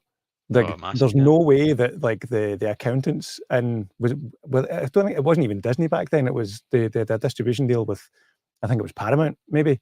But there's no way Iron that, Man was certainly released under Paramount. I think yeah, Paramount had the rights to it and that's why Tom Cruise was circling the role for ages because yeah, because he had to deal he with was Paramount. signed to Paramount for a long Yeah, time, so he was their the biggest star that they were yeah, trying but to like, tout it to. Marvel Studios bankrolling the Guardians of the Galaxy movie that early into their franchise, that's a gamble, and that's a gamble that paid off. Like, the creative people behind that definitely won that argument, and rightly so. If the non-creative accountant like guys and finance guys in Marvel were making the decisions, there's no way we would have got Guardians of the Galaxy. No way in hell. We would have had Iron Man 5 and Avengers 10 before we had Guardians of the Galaxy. But Kevin Feige and whoever makes those decisions to make that movie, like, they made that decision. I think, obviously they didn't want it to lose money, but they knew it was a gamble. But it was a gamble that paid off, and movie studios can't continue to make every decision based on algorithms of potential Yeah. box office. Because if that was the case, you'd never get Guardians, and Guardians is a brilliant movie. And it ties back to what we were saying earlier about taking a risk. Like we talked about that earlier, where studios understandably don't want to take risks now with the cutthroat nature of like how box office works. Um, but that's where the magic happens. If like I'm no artist myself, but like any piece of art is a risk. It's like anything you make, anything that you make that's original and speaks to you or inspires you. You put that out there to the world, and people might go, "Yeah, that's shit, mate," and that's it. And that's sad. Yeah, that's sad for the artist, and in the studio's Yeah. case, it's sad for them. Like they lose money. How many times have you seen it where like some actor, some director, budding director has a banana skin slip up, and then you never hear from him again. Maybe he had some other great films in him, but that's the nature of the business. But then every now and then, like you see a Guardians of the Galaxy or something, somebody will take a chance creatively and it'll pay off, and Yeah. everybody gets the benefit of that. And not just the creator, but like the world gets the benefit of that piece of art that's put into the world. And that's what I'm concerned about. Is like cinema's a medium for that, and it's shrinking, and it's in danger. That's why I'm Yeah. talking about it. So I'll jump into Total Movie Recall's follow up to that. I think that the MCU popularity, people were willing to go and see other things just because they got used to going to the cinema more. That's probably not something Maybe. I've actually thought about, but there's Maybe. probably an element of truth to that, mate, yeah. I've never thought about it. It's a good point. I've never really thought about it that way, but maybe, yeah, if those films were getting you over the door, then well, sure, you maybe to tide you over, you might tell us stuff, yeah. Yeah. Cheekster. I've seen June Part 1 3 times at cinema. Jesus. Cheekster, nobody can criticise you for not doing your part for keeping cinemas alive, mate. The comments you've been thrown in tonight. And the same for Part 2, but I've also booked to see it a 4th time next month in ScreenX. 3 I have different yet to ones. experience ScreenX. I would love to. I think, is it Sheffield that's the nearest ScreenX? I know there's one in London. What is ScreenX? Is So that? ScreenX is the one where it's basically so you've got your main cinema Oh, is it screen, like the but then you've got like, so you end up with like with a banked? 270-degree field of view, but like, and it's only certain movies they do it for because they essentially have to like repurpose and reformat and re-render the Aye. effect sequences to like extend. It's basically like, for anyone who uses Photoshop, it's basically like, as I understand it, it's like generative fill to make the movie instead of Aye. like instead of 16 by 9 or 2.35 by 1. It's 64 by 9. yeah, it's well 16 times 3, 16, 32, Whatever it is. 48. Anyway, it's like a really, really, really wide screen, but not just flat. It kind of curves around. That's maybe not the best explanation for it, but Aye, a really, really widescreen. Like, I'm sure back in the 50s they had, like, they called it CinemaScope or something like that. Cinemarama. Cinerama, yeah, yeah, yeah. Why Um, can't I say that? That's like saying purple Cinema regular alarm. Cinerama, Or is cinema Sinorama? Is it Sinorama? Oh, Sinorama? mate, I don't know, no idea, no idea. But, I that would I would see any movie in Screen X just to experience what Screen X was like. But yeah, I mean, but Dune 2, as much as I wasn't a fan, it's a visually stunning movie. Like, I would pay and go and see Dune 2 again in Screen X, A, to give the movie another chance because clearly no one else didn't like it. So I'm thinking, "What's wrong with me?" But also just to, Screen X is something I would like to try. Yeah, I've heard now that I know what it is, now you jog my memory. I've seen mixed reviews about it. I've seen people saying that it can just be a bit like you say, it is just filler. It's not like there's anything special like extra characters on the other side of the screen. It's just to give you that kind of encompassing, immersive feel. But I've heard people Yeah. saying it's distracting because it catches the corner of your eye and it kind of distracts you from just looking at where the main subjects are. Aye. In fact, But hang but on. try everything Here's once. So the well, let me see if this works. I go for it. No, that doesn't I'll, work. I'll, There it is. That's Screen X. I'll put you on the big screen, mate. Aye, so Right. Okay. Aye. the middle window is your norm is the not is what you would see in the normal cinema, and then the two side windows kinda, like, angle around to give you, like, Aye. like, a more Panoramic kind of feel. yeah, panoramic immersive experience. Oh, I'm frozen. Yeah. Go back to the 2 of us. Took Yeah. What was myself I going by to say? surprise there. What was I going to say? Yeah, like I say, I've had uh, conflicting reviews, but I think Top Gun Maverick would have been good for all the flight sequences because it would have Oh, kind of felt like yeah, you were in the cockpit. yeah. That would have been good. So there's probably certain films it would work well with. But Luke James, actor, I saw Dune 2 4 times. This is becoming like trying to outdo each other now in the comments, isn't it? I've seen I Dune saw Dune 2 4 times. 19 times. IMAX, Dolby, Super Screen, normal. Well, I seen it in iSense, right? None of you have seen it in iSense. Uh, Actually, I saw it in iSense. oh, did you? I've seen it in Yeah, IMAX. I've seen it twice this year. I've seen it in IMAX and iSense. But it was a Braehead yeah. IMAX, and then iSense. Even though I'm a Cineworld guy, the Cineworld weren't doing midnight showings of Dune 2, Oh, is that and where you seen it? the way my week was looking that week, I was like, I would if I didn't see the midnight showing on the Thursday or whatever it was, I wouldn't be able to see it until the Monday, and I was like, "Ah, I wanna see it before then." So I ended up paying to go to Odeon and see they did a double bill, Dune Part 1 at, like, 9 p.m. and then Dune 2 at, like, a minute past midnight. So I did a double bill of Dune Part 1, even though I wasn't a huge fan, but I thought, "I'm gonna give it a second chance and then, go and see Dune 2 right after it." And didn't have a great time. Moving on. I didn't know that you did Dune Part 1 first. Yeah. It might have Aye. been a wee bit of fatigue, mate. Maybe, not gonna lie, I was pretty tired. That's Was a lot. It's a lot of Dune. I was But to be fair, it is a they lot of are Dune. they are slow burn films, you know. Uh, Aye. Video tasties. I was Billy No Mates in the cinema. The missus isn't that bothered with non rom coms. But you've still not told us the one movie that you've dragged your ass to go and No, see he the did. cinema. Sorry, he did, mate. Oh, did he? There's been quite a few comments which I'm not complaining about, but I Ah, missed it. Let's get do it you back remember up. what the Did movie tell was? us. I know what it was, but I just want to go for the whole visual effect. Gotcha. Ta-da! In part one. Surprise, surprise. So that's what you see. Now I've lost my space. Now I've lost where I was in the comments. Bear with us, folks. Uh, I'll vamp while you find Soul that. Movie I got it Recall. right. Because I've been on the old unfiltered tonight, I'm gonna have to go to the toilet soon, Jimmy. So you're gonna be taking the stage No worries. in just a wee second.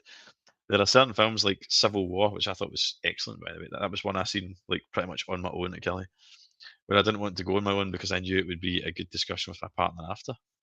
Yeah, that's it. So sometimes you come out of a screening that you see. That was a bit like me with Civil War, and I was like, I didn't have anyone to immediately, because it definitely is one that evokes discussion. Civil War, Yeah.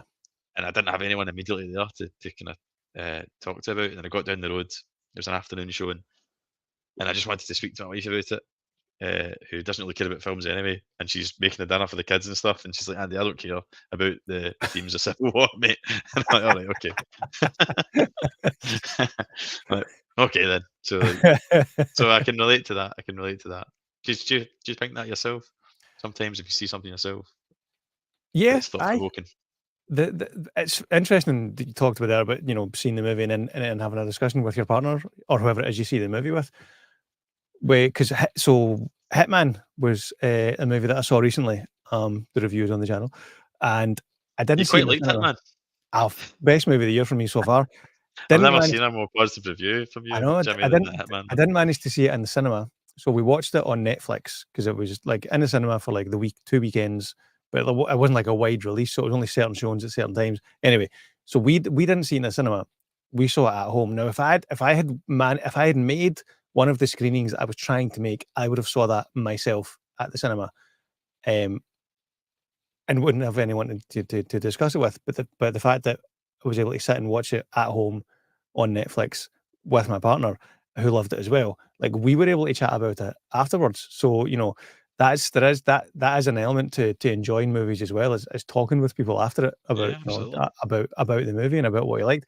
Now, as much as you can do that, whether you're talking to yourself doing a review or whether you're talking to someone on YouTube, you know, that that helps and that does bridge the gap. But there is definitely something to be said, especially if it's a movie that everyone loves, of coming out of the cinema and just buzzing about the experience that you've just had and, and talking to your mate or your partner or your kids about that experience.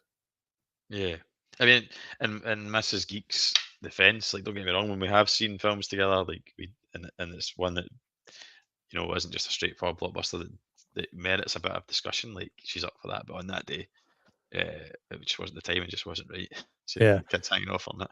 On that note, I'm going to put you on the spot because I've been curious about this myself. So, for anyone who doesn't know this, Andy has a video on his channel where he made a road trip to Manchester to see Oppenheimer in, like, an old school and proper film IMAX, and his I'm assuming long suffering lovely wife went with him.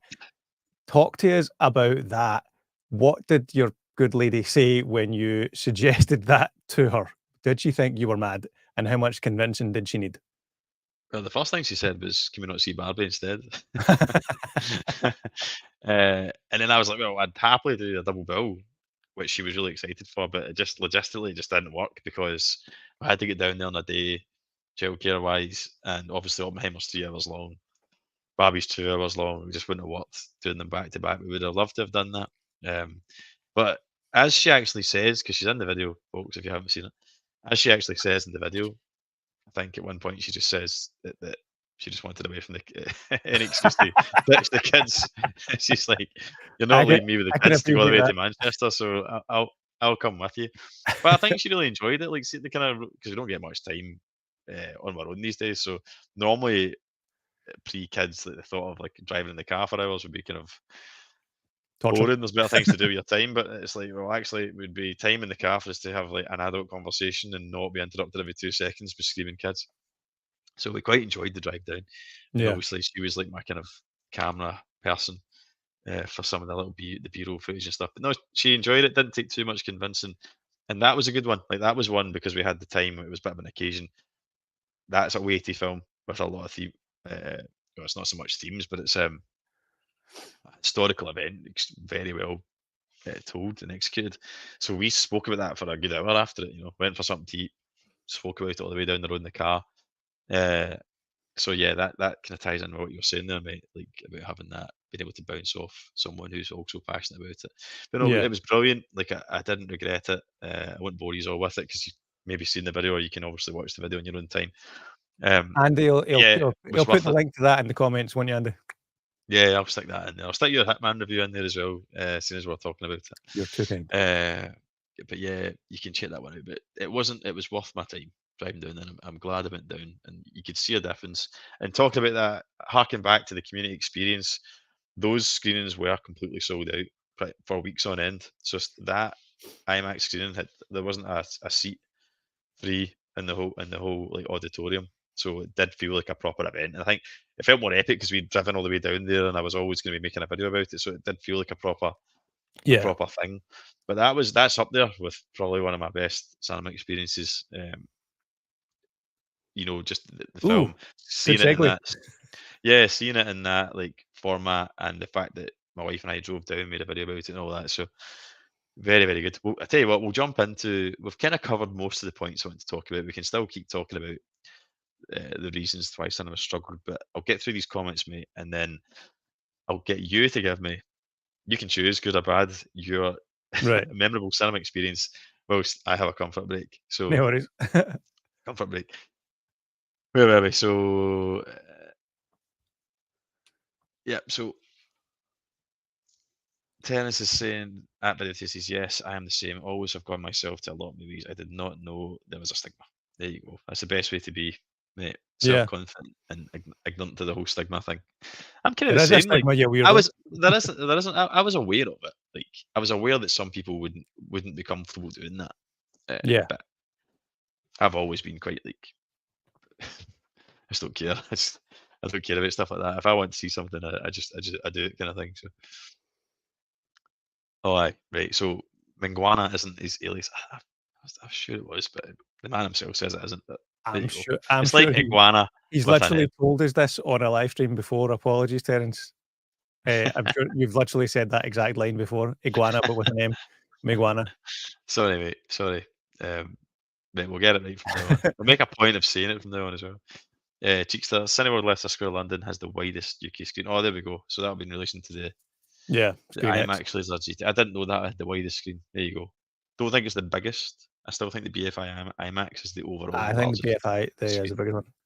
That's a Yeah. that's a good screen. Like I'd I've love been to. Have you been to the BFI? I've been to the BFI a couple of times. Oh, have you? Oh, Aye, aye. aye.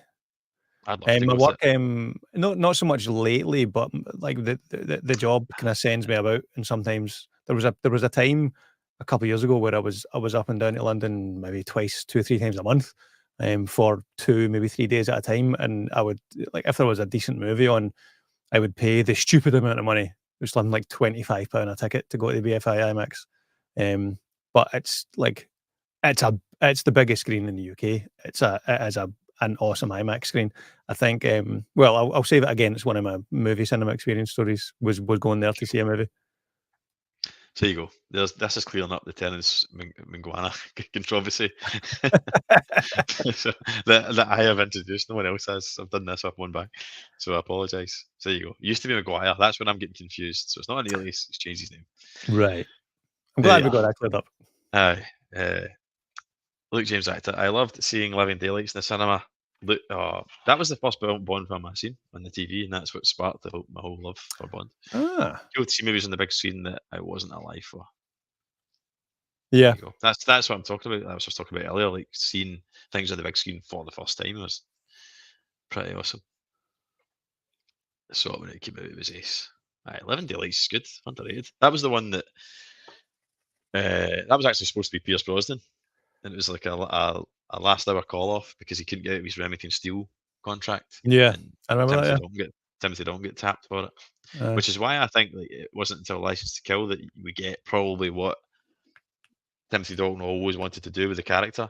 He was basically just recycling a Pierce Brosnan script for the Living Daylights because he's not very good at the old humour and it doesn't land very well. You can tell that it wasn't really written for him, written to his strengths, I think, anyway. Do you know, it's not. I've seen all the Bond movies, but like those ones, like the Dalton ones, I've only seen them once, so I don't know them as well as you do. Aye.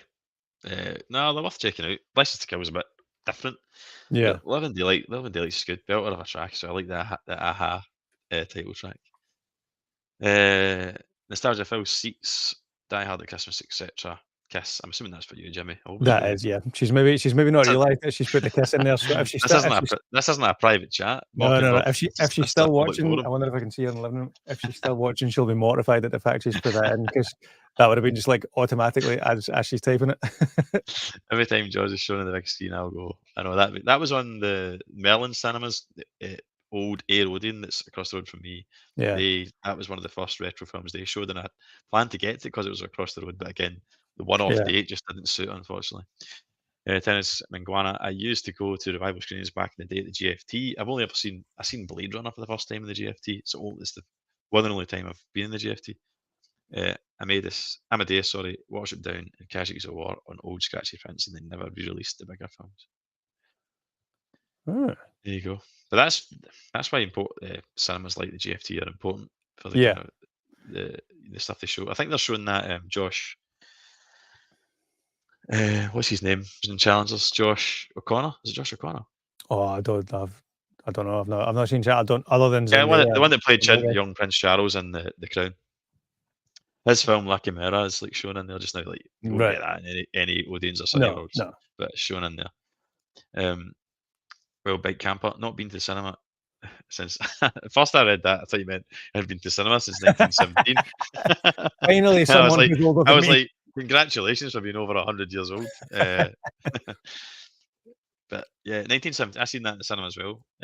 Excellent film. Good one to That's see a in the good cinema. movie. Very I'll give that I've not. great on I've the big screen. only saw it once at the cinema, but that's a good movie. I want to give that a rewatch. It's a cracking 4K as well. If I you was done going that to say, already. have you got the 4? I take it it's a good 4K. Aye. Yeah, really good 4K. Good. Yeah. Was the That what was music it? as Was it well. film? Was that one of the Film Vault releases? They did, and it's like the one that you can always get because Oh, do you know? it's not really a cult classic. So I might see how it's much cheap that's as going well. for.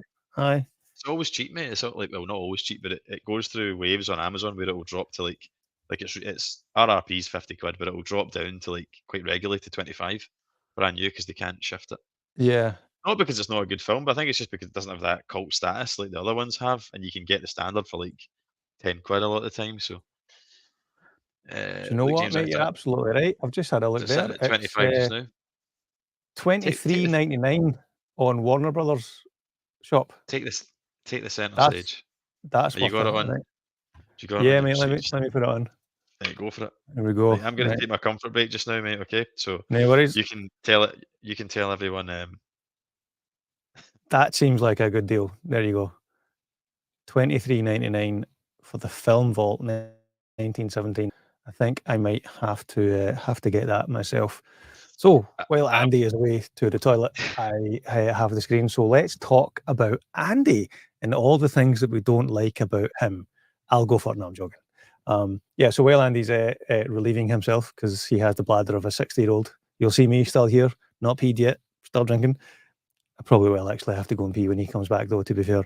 So while he's away, I will go through tell you one of the cinema stories uh, that I was talking about. I was thinking about that just popped into my head actually when someone mentioned Jaws.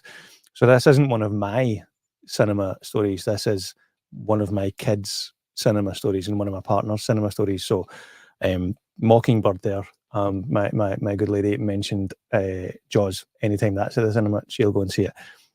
My youngest, who's 7, Jaws is one of her, if not her actual favourite movie. Now, don't go crazy letting a 7-year-old watch Jaws. It's fine. She loves it. It's all good. But yeah, she loves Jaws. It's my partner's favourite movie. She loves Jaws. 2 years ago, I want to say. So when Beth, my youngest, would have been 5 or maybe 6, that was at the cinema. And it's a PG in the cinema. It's a 12 on home video, I think. But it's a PG in the cinema. Or maybe they reclassified it as a 12A. But anyway, Jaws was Christ, that was a quick pee. So Jaws, I'll finish that quick story, mate. It's one of my cinema stories, but it's not actually my cinema story. It's my family cinema story. So the condensed version is my partner went to see Jaws with our youngest, who would have been, I think, 6 at the time, because Jaws is collectively both their favourite movie. So they're at the cinema, and Beth, my youngest, now bear in mind, she's 6 at the time, loves Jaws. She's got a Jaws t-shirt on. She's got a Jaws toy and custom Jaws Converse that I got from a random place in Camden Market for like 20 quid for like, tiny shoes, because she just loves that movie. So the two of them went to see Jaws, and my partner told me the story when they were there. There's another guy going to see it in the cinema, and he's looking at them, and he's like, obviously he's thinking, what, are you sure she'll be okay with it? And I think he literally said this to her. He says, are you sure? Will she be okay watching Jaws? And without missing a beat, Beth, who's 6 at the time, maybe even 5, but I think she would have been 6 at the time, without missing a beat, she, as the story was told to me, she turns to the guy and she says, I've seen it like 10 times. It's my favourite movie. So that was a memorable cinema experience that I wasn't even part of. I've had a few kind of funny ones over the over the years. One of my most dramatic ones was like So my mum took us once to me and my brother. So I've got a younger brother who might be watching. I took us to East Kilbride Shopping Centre, which has currently got an Odeon Lux in it. I don't know if it was an Odeon Lux then in the late 90s, That's my but local. we went. It wouldn't have been a Lux, but it would have been a. I think it was still an Odeon in the late 90s. Anyway, often she would take us there, go and do it.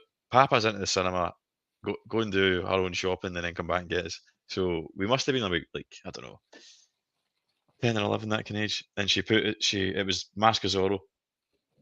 So the two of us are watching Mask of Zorro. And she's like, right, look after me brother. That's right, that'll be fine.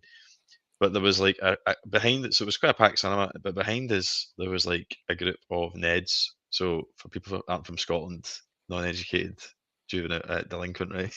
Chavs would So be the English equivalent, I chavs, think. aye. So like they're behind us, and right away I'm like, oh, here we go. So throughout the screening, we're watching it, and there'll be noisy and the rest of it, shouting and swearing and like throwing shit at us and all that. But then like halfway through the film, one of them launched a packet of chips with tomato sauce on it at the screen, and it splattered all over the screen, right, and dripped down. But one chip just stuck to the screen. One big long chip just stuck to the screen, right, and it was kind of like in the center of the screen, but just slightly offset. So whenever you'd have like two actors on in close-ups, like Catherine Zeta and Tony Banderas talking to each other, one of them would have a big chip with tomato sauce like dripping down their cheek. So the the whole second part of the film, every single close-up and like bit of dialogue, somebody would have a chip on their cheek. So we're still laughing about that to this day. But I suppose that's a negative aspect of the communal But a memorable experience. one. But a I memorable remember one. one, and one of them bloody launched chewing gum at me as well. When I got up, I had chewing gum all down my back, stuck to the chair. But what can you do? It was East Kilbride, and I wasn't for a fight with them. For like 11-year-old, a gang of Neds. Another experience I had once was quite funny. Was seeing The Last Samurai in Aerodin. I like The Last Samurai. It's kind of Yeah. slow, epic movie, but I think over the years it's became more and more popular, and people see it as one of Tom Cruise's kind of like better films, kind of hidden gems. And I was watching The Last Samurai with my girlfriend at the time. There wasn't many in the cinema. There's maybe like 12 of us scattered out, couples, maybe like 6 couples, watching it, kind of forgetting that people are there, everyone's silent and all the rest of it. Then this middle-aged guy that was down in front of me just stood up, like unannounced, just stood up in the middle of like a slow kind of dialogue scene and just went, "Well, this is the shitest film I've ever seen in my life." He's like that. And if he's not going to sit here and watch this, then I don't know what he's into. And he just stormed out, and dragged his wife with him up the aisle and out, right? And everybody was just in disbelief like that. And then there was this kind of like joint laugh. Like once he was out, everybody just Yeah. kind of the people that were in there just burst out laughing, and it kind of took you out of the film, I have to say. But like, Yeah, that's a bit of a wanky. Like, I've fair never enough. had that before. Like, so I've, freaking bizarre to like aye. get up and say that, and like, why not It's the just walk fact. out? It's the fact that he wanted to announce it. It's just like that's the wanky part of that. Like, if you're not enjoying a movie, get up and leave. Like, that's not that uncommon. Like, I've seen that someone did that just like a week or two ago at a movie at a screening I was at. Like, that's not that uncommon. But just get up and leave. Like, don't just that's a pure Waste it attention for everyone seeking. else. It's Yeah. like it's the whole it's the whole Facebook post where you're just like, oh, I'm leaving. Okay, bye. Like, just leave. Aye. You don't Yeah. need to announce it. You're just Going it's off just this for a while. I've had enough. yeah. Aye, whatever. Like, It's like an oh, you're attention right. You're seeking right, move. babe. Aye. Yeah, DM me, hun. I'll DM you. I'll DM you, babe. Maybe he was wanting a wee DM that night. Aye, he was wanting to, He yeah, was he was definitely wanting wanting a DM. his poor Uh, wife. look, James Actor, I went to see Jurassic Park. I was 5 or 6. Earliest cinema memory. Good for you, mate. I was That's also good. about that age, and as we know, I was Anyone allowed. let down. That's Let down. that's probably the perfect segue for me to jump into a cinema story because Jurassic Park is one of my cinema stories. Go for it. I think I might have mentioned this on a video before, but it's I like the story, so I'll tell it again. So when Jurassic Park came out, or even to go further back, I'll try and condense this 4-hour story into like 4 minutes. I was into dinosaurs as a kid for about a year before Jurassic Park was even a thing. So I would have been like 10, maybe. No, I was 10 when it came out.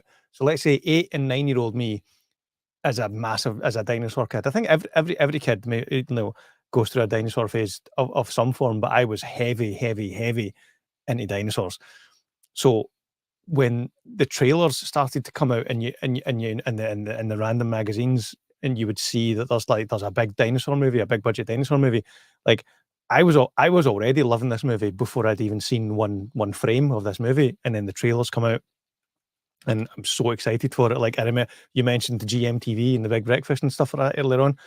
I remember taping everything I possibly could about Jurassic Park from the TV, whether it was like, the Big Breakfast, the GMTV shows, the Saturday morning shows, the Barry Norman review shows, anything like that, the trailers that were on TV, the TV spots, and I was, like, I I had 2 VHS deck players, as a kid in the house, like, I mean, don't get me wrong, we weren't, we weren't rich or affluent at all, we just I happened to grab one because I was always in, like, I was editing video, like, just by tape to tape back then, Even because back then. it's always something I was into, so there was other stuff that we used 2 VHS machines for, but I won't tell you what they were because it's highly illegal. But me and my brother had a little bit of an empire going. Anyway, so I had taped all the trailers, all the TV spots, anything I could see, so, like, and I'd kinda dubbed them together on into one tape. So I had, before the movie came out, I had, like, an 18-minute VHS, like, sizzle reel for Jurassic Park before it even came out. So the hype levels for Jurassic Park for me, I don't think have ever been surpassed, even with, modern day Marvel movies. As much as I love them, like, I can't, nothing compares to, like, Jurassic Park hype for a dinosaur loving 10-year-old kid. So it comes out. It's July, I think July 1993 in the UK. Go and see it at the cinema with my dad. That, like, every Friday night, that was kind of, or most Friday nights, that was something me and my dad did. We'd always go to the cinema. Um, Go and see Jurassic Park. Obviously, love it. Like I said, even if it was terrible, I'd still love it. But it's not terrible. It's a great movie. It's the greatest movie. Absolutely loved it. Next Friday, Dad's like, right, would you want to go and see Jurassic Park? Okay. So this goes on for 7 weeks. So 7 weeks in a row, my dad takes me to see Jurassic Park. Week number 8 rolls around, and he's like, "What do you want to go and see?" Jurassic Park. And he finally puts his foot No. down, says, "No, we're not going to see it.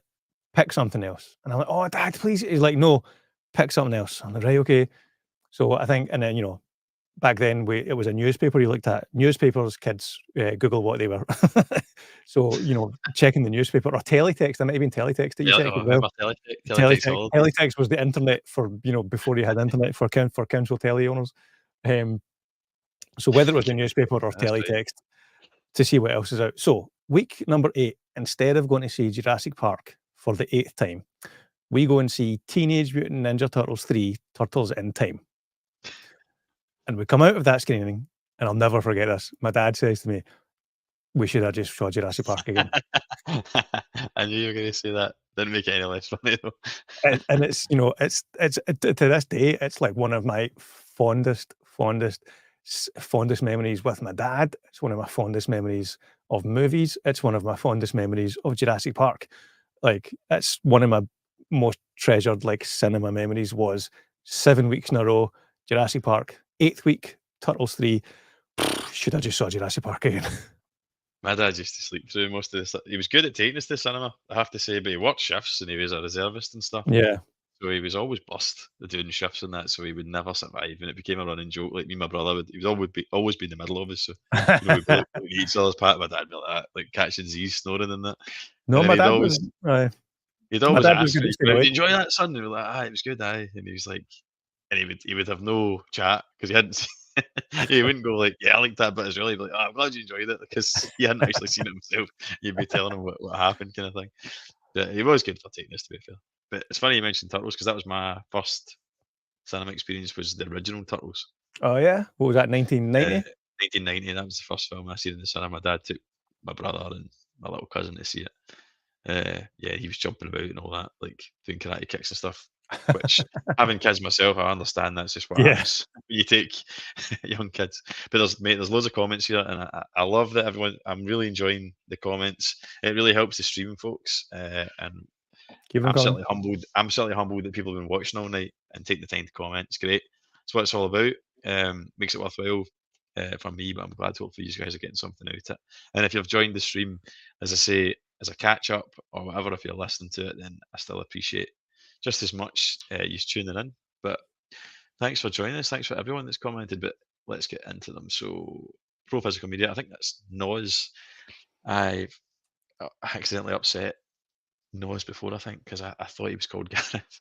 I kept calling him Gareth throughout the stream, but I'm sure his name's Noz. It's a Welsh name. Watch this. It won't be him at all.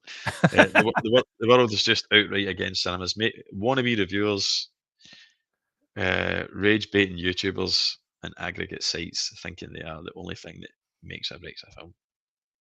Someone accused me of being a rage baiter with my June 2 review, As you and know, I had to Google what it meant. So I was like, I know for a fact that's not the case because I don't even know what the phrase meant.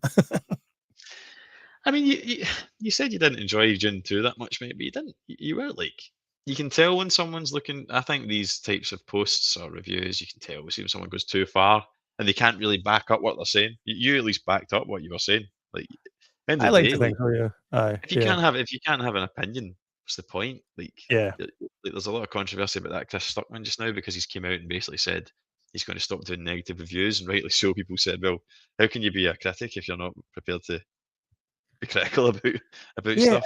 it's an odd one because, I mean, this might just be, like, specific to guys like us who are, like, diehard movie fans, but I would never not see a movie based on one person's review. Yeah, Like, same. I've never ever went, "Oh well, I won't watch yeah, that then." like, Yeah, if a movie gets a bad review, if it's a movie that I want to see, I'm still gonna go and see it. Like, and more often than not, I kind of avoid reviews until after I've seen a movie, you know, and then I'll watch reviews of it to yeah, same. see what other people think. But like a movie, like YouTubers and social and whatever, people giving a movie a bad review doesn't. I don't think. I mean, this might be a bit of an old-fashioned concept, but I don't think that's going to affect the box office. But but again, maybe that's a Yeah, generational thing, you know? see. I disagree. I think it can these Yeah, days because I think it can't. You can't underestimate the sheer power of uh, like social media and YouTube now. You know, look at the views and stuff like and it's because of the algorithm and the way like you and I are content creators ourselves. You know what it's like. You make a video, right? I mean, we're not getting we're not getting millions of views, but there's reviewers that are out there, like your critical drinkers, your Struckmans, your what's the other one? Is it Jessamine? The other one? The list goes on and on. Or people that are kind of respected, but they get like millions of views, and then they chop it up and they stick clips of it onto Instagram, which gets another yeah. 100,000 views, right? TikTok, all the rest of it. Then some of them get picked up by the media, some of them get shared by other channels reacting to that negative review and agreeing or disagreeing. Like, and I think like especially now, like you and I are no longer the young team, mate. So, so like Sad but we are true. kind of we're kind of in that unique position where we've kind of I mean we're into YouTube and stuff, so we're probably fairly tech savvy for our generation, I would suggest. But we remember the teletext, the papers, and all the nostalgic stuff. But we've also kind of embraced this stuff, you know, like social media and all the rest of it, live streaming, YouTube. Um, but there's the new generations only know this. Do you know what I mean? So that's all they know, and that's where they get their information from. So I don't think you can Yeah. underestimate. If I'm just, I'm not saying you're wrong, but my opinion is like I No, do that's think. I'd it'd be a good like, you know, it'd be a good Insta poll or suppose like or you know anyone in the comments like Uh, does that like if you does a negative review or a positive review does that influence whether you would go and see a movie or not? Like if you saw a movie, if you saw a positive review for a movie, is that going to make you more inclined to see it? If you see a negative review for a movie, does that make you less inclined to see it? yeah. Do you know what? Food for thought. I could probably create that poll right now and Ah, there just you get go. people. While you're doing That's that, I'll vamp and talk about my you talked about the first film you saw in the cinema was Turtles, Turtles 1, the first one. I genuinely don't know for sure, but I think Rocky 5 might have been the first movie I saw in the cinema.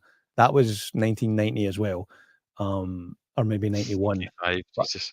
I know, like, but I remember I'd saw Rocky 4 at home, like on video and on TV, like 1,000 times. Like, there's Aye. probably it's probably like at least you know from 0 to 10, the movie I saw the most was probably Rocky 4. Um, Rocky 4's very very watchable, very Yeah, rewatchable. and I think that goes a long ways to why that's still my favorite Rocky movie, because it's the first it was the first Rocky movie I saw was Rocky 4. It's a very watchable, easily digestible, MTV montage edited style movie. That's not meant as a diss. Like Stallone literally talks about that. Like it was done like that on purpose. So, but yeah, but my first, at least I think my first, or one of the first cinema experiences was Rocky 5, and I don't remember hating it at the time. But obviously, I think everyone can agree that it's the weakest Rocky movie. But I think that might be the first movie I saw in the cinema. Yeah, Rocky 5. Yeah, I've not seen any. Oh, I think I've seen Rocky Balboa, but I've not seen any of the Creeds in the cinema. Funnily enough, Ooh, they're good. but Rocky Balboa was a belter. I thoroughly Yeah, enjoyed watching yeah. that. I think there is a way for me to do this, but um, I can't multitask. I'm crap at multitasking. Ah, There's a way to do it as add a a follow. do it as a community post after Aye, if you that's what I'll can't do. figure it out. Yeah. Anyway, I think that's kind of Pro Physical Media makes a good point. We kind of talked about this earlier. I guarantee if a film was not put on streaming for 3 months, people would go out and watch them in the cinemas. The cost thing is bollocks unless you only go as a family. I think that's What yeah. do you think about the cost of cinema? Do you think that has a do you think that's even an argument for why it's maybe struggling? The sheer 100%, cost? 100% if you've got if you've got a family. So there's 5 of us in our household. There's myself, my partner, and between us we've got 3 kids. Depending on the movie and the time that you're going to see it, even if you assume you take my ticket out of the equation, even though I technically still pay for it, but let's take that out of the equation. You're still a tenner minimum usually for the adult ticket, and then the 3 kids tickets, £7 or £8 each. Um, S and then, if you're buying popcorn and munchies and stuff like that for yourself, for 2 adults and 3 kids, I say munchies for 3 kids, the kids eat, Christ, more than we do. So, there are times when we've been to the cinema, the 5 of us, and it's been close to £100. Like, it's I can it ca imagine it. it can it can add, it can add up, drastically. That's why I'll look out for when there's certain deals on, like for movies for kids. Something that Cineworld are doing, which is really good, is so traditionally, like a family ticket at the cinema was normally 4 tickets, 2 adults and 2 kids, and it was somewhat discounted. But they've just recently started like 1 adult and 1 kid, and the adult pays child prices. Now it may not seem like a lot, but that's saving us 5, £6, maybe, or £7 or £8. I saved sorry, that's saving us £7 or £8 per trip. That, that adds up. Like, that helps, like, a little thing like that helps. So, I don't think it's something that they've marketed or advertised that well, but it's a pretty good deal. So, it absolutely does add up. Like, me going to the cinema on my own, it's the one set fee because, like you, we've got the card, but, like, yeah, 2 adult tickets, 3 child tickets, even if you're not getting munchies, you're not getting much change out of £50 for that probably. It definitely adds up. It definitely adds up. Here's another one that'd been a good poll. Is it wrong to take your own sweeties into the cinema? Absolutely not. Because on that note, there are I agree. times there are times when I'll accept the fact that, if I wanna give the kids a treat, or, I haven't had time to put anything together, like make a packed lunch, cinema munchies, the kids will get their pick and mix and their fruit shoot and whatever, and, you're spending 5, £6 per kid on munchies. But equally, more often than and the kids love a pick and mix, like, kids always like pick and mix, like, just it's sweets, it's sugar. But, like, as a kid, the choice, the pick and mix wall, that's, like, fun for a kid, like, Yeah, it always it's is. about the experience, It's isn't the it? experience, yeah. But it's probably 50/50. There are times when we're going to the cinema, but I'll say to them beforehand, I was like, "We're not getting a pick and mix.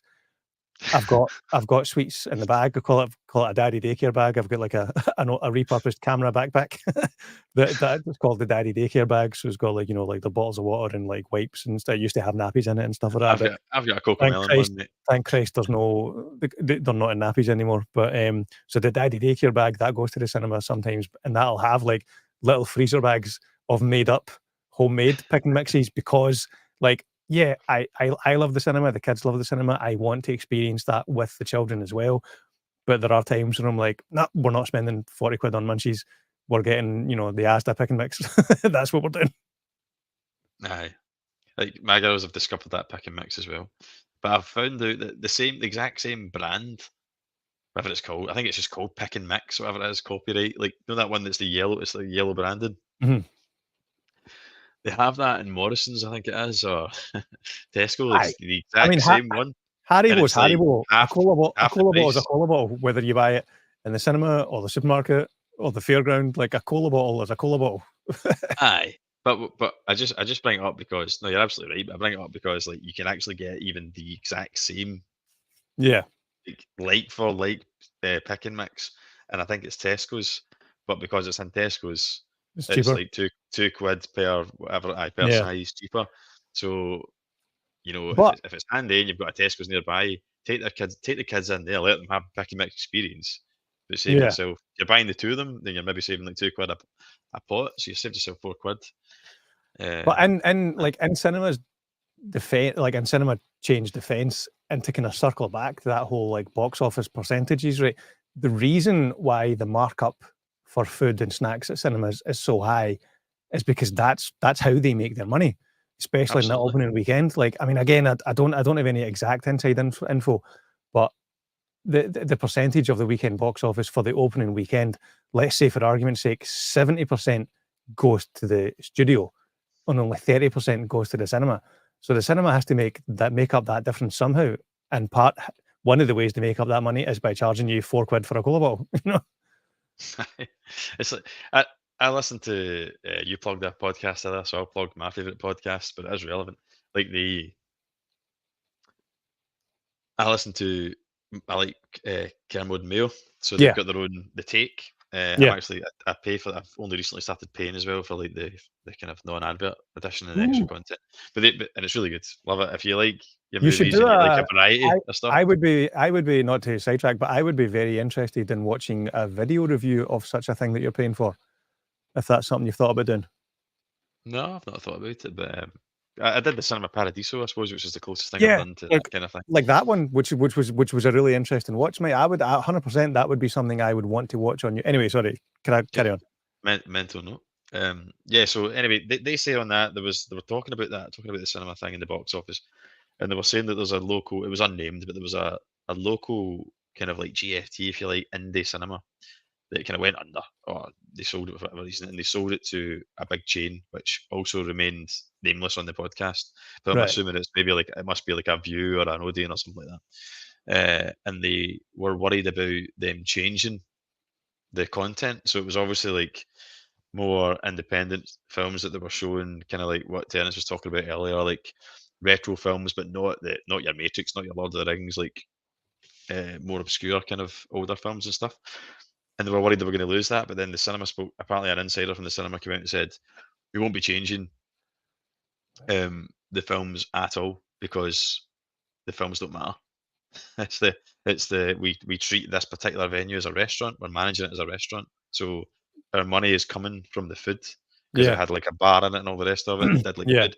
So we bought this over because it's got potential. It's because it's a cinema, but ultimately it's a successful restaurant. It's got a successful food outlet, and we don't want that to dry up because we've changed the films that we're going to be showing there. We want these same people coming to watch these same films and to be getting the meal deals and all that. So it just shows you that I think a lot, like I think the food is like massively important to the cinemas, and that's probably why a lot of the big chains have incorporated in like your Cineworld's partnered with Starbucks and Odeon's Yeah. partnered with Costa and stuff because it's really important to them. Um, Absolutely. Yeah. It's like have you ever been to one of the Everyman Cinema? no, I've heard of it. I've heard of it. So That's a that's chain. It's a national chain, isn't it? it's a Every chain, man. yeah. So Aye. there's one in Glasgow. It's in Princess Square on you know, the shopping kind of the posh-ish. Oh, is that above Aye, or just Aye, aye. So it's just next to partner stones. Stones. Aye.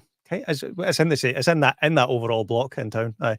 Um, so it's at the bottom of or is it the top? Anyway, it's in Princess Square in Glasgow. Everyman Cinemas. So they're like, and they're still in business. So I think their model is working for them. And they, like you said, Everyman Cinema is basically a bar restaurant with a professional cinema screen. Like they sell their seats as couches, as two-seater couches, because that's what they are. Like, and I'm talking like an actual couch. I'm not talking like Odeon style recliners. As comfortable as they Aye, are. it's a proper It's like an actual a it's an residential actual couch, domestic couch. proper couch. You it's licensed, and it does pretty decent bar grub style food, like, burgers, pizzas, mac and cheese, things like that.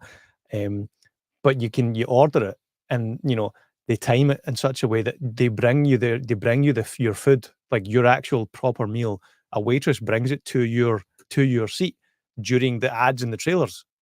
And so you're sitting eating your food, your like proper pub grub, nice food during the ads and the trailers, and depending on how fast you eat into the movie, I inhale food, so I'm finished well before the movie starts. But your average person I'm the is still same. eating, still My eating their food food. never my food never makes it out past the No, trailers unless I get there late. never, never. But I think the way that you described it, as described in the article or in that story you talked about, yeah, every man that's still in business, and as far as I know, then the chain is doing well, but that's what they are. They're a pub restaurant that happens to have a cinema, and on their restaurant floor, and instead of tables and chairs, it's couches. Um, and that's I've been to that once or twice. My partner and I, we went to see like one of our. This is probably a good random segue into another cinema story. One of our wasn't our exact first date, but it was like second or third date. Was going to see the Laurel and Hardy movie. I with John was it John C. Reilly and God, what's his name? Alan Partridge, Steve Coogan. Is it them two? I think it's them two. Anyway, the Oh, Laurel aye, and I've Hardy. not seen that. The Yeah, I've Laurel not and seen it. I Hardy know the film you're movie going. from 5 or 6 years ago, whenever it was. So, like, it was our second or third date or something like that, and we went to the Everyman. And it was. I've only been to Everyman like maybe 3 or 4 times ever, but that was the first. I think the first or second time I'd been, and that as a cinema experience was quite unique, but in a positive and a nice way. Now, because obviously it cost way more than like going to an Odeon or going to the going to a Cineworld or a View, because you're basically you're buying a meal. You're spending, I don't know, 50 quid on food and drink for the two of you, just for two adults, plus Aye. your Yeah, cinema that's a ticket. But like the experience of it was like, do you know what? This is pretty cool. Like if I was a casual cinema goer, like if I went maybe once a month or less, I would be inclined to go to that as an experience. It's a couch. There's proper good food. A waitress brings you your food and your drink. Like that as a cinema experience is very enjoyable. But it's not something that you could well, it's not something that I could financially do once yeah, a week. every week. Aye. Every week. I think that's a good way, like ways that they can keep cinema relevant and keep it is to try and make it exclusive. Like it has to offer something above and Yeah. beyond what's maybe gone before, and far surpass what the home experience can give you. So like, I think the rise of IMAX is a big thing. I think niche cinemas like what you're talking about, they're offering something completely different. Yeah. Like blending. That sounds like it's trying to blend. That's catering to people that maybe don't like that. I don't like going to cinemas because I don't want to sit. I don't want to sit in an uncomfortable chair next to a youth that's on their mobile phone or that.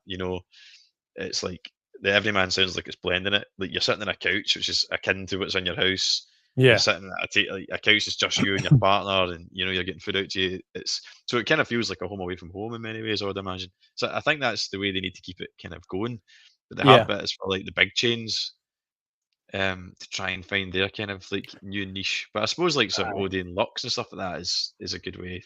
Like Well, that's what I was the gonna say. Like, I think Odeon Lux, like, so my local Odeon, is kind of, with the food that's on offer, like they're doing pizzas, hot dogs, like drink and stuff. like potato wedges, lattice fried. Like they're doing more and more actual proper food. And those Lux screens, you've got there's the reclining Table. chairs with the wee fold out table type thing. Actually, this is much comfier. Hang on, let me change my camera. I'm gonna lie back. It's getting to There we that go. late point in the stream where things are getting a bit more casual. Getting a little bit more comfortable, folks. Oh yeah, this is much comfier. That's for the start. So like the Odeon Lux, you've got those reclining seats. There's the fold out table. You can get fairly decent food. I mean, like I said earlier on, the Odeon nachos are amazing. But they've got hot dogs, which every cinema pretty much does. But they've started to do Hot dogs more. are such a waste of money, but I get lured in every time. Every time I Yeah, have a hot dog, I say that's shit and a waste of money. I'm not having one again. 3 yeah, months down the line, I'm getting a every hot time, dog again. every time. Aye. But so I think that's another thing, like where they're trying to make the cinema experience better. Every cinema's trying to do it in a slightly different way. Odeon's doing, you know, Lux, IMAX, sorry, iSense, then It's kind of like corporate dining almost. yeah, they're introducing, you know, more regular pub grub style food. I think Odeon looked at what Everyman was doing with the food aspect of it and thought, how can we get in on that?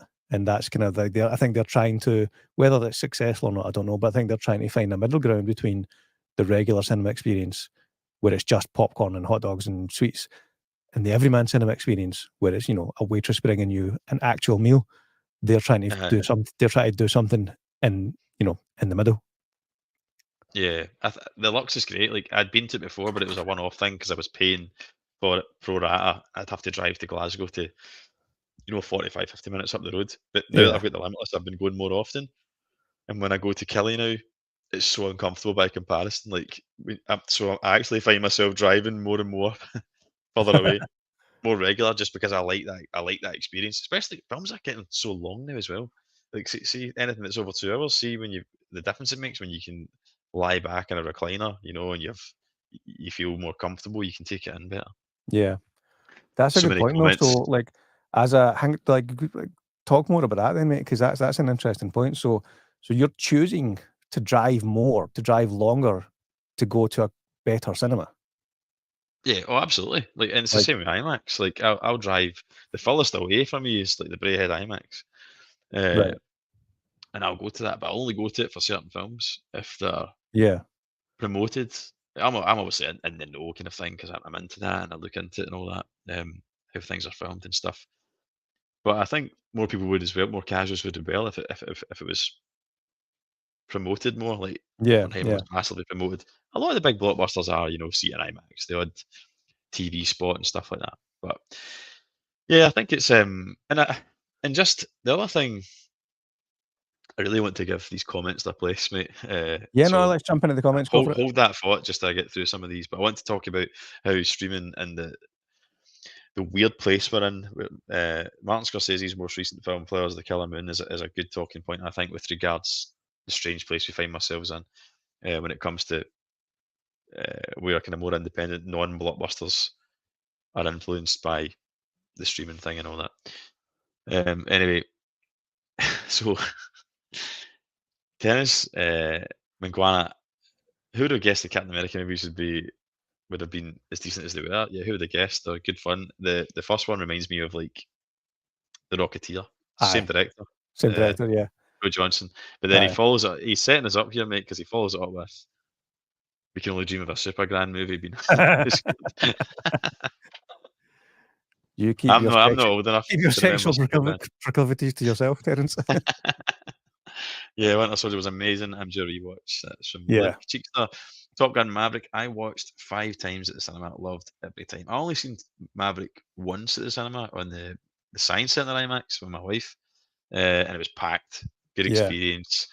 Properly, there was clapping and all that kind of shit. People cheering and stuff. It was amazing. yeah. Um, really, Top really Gun good. Maverick.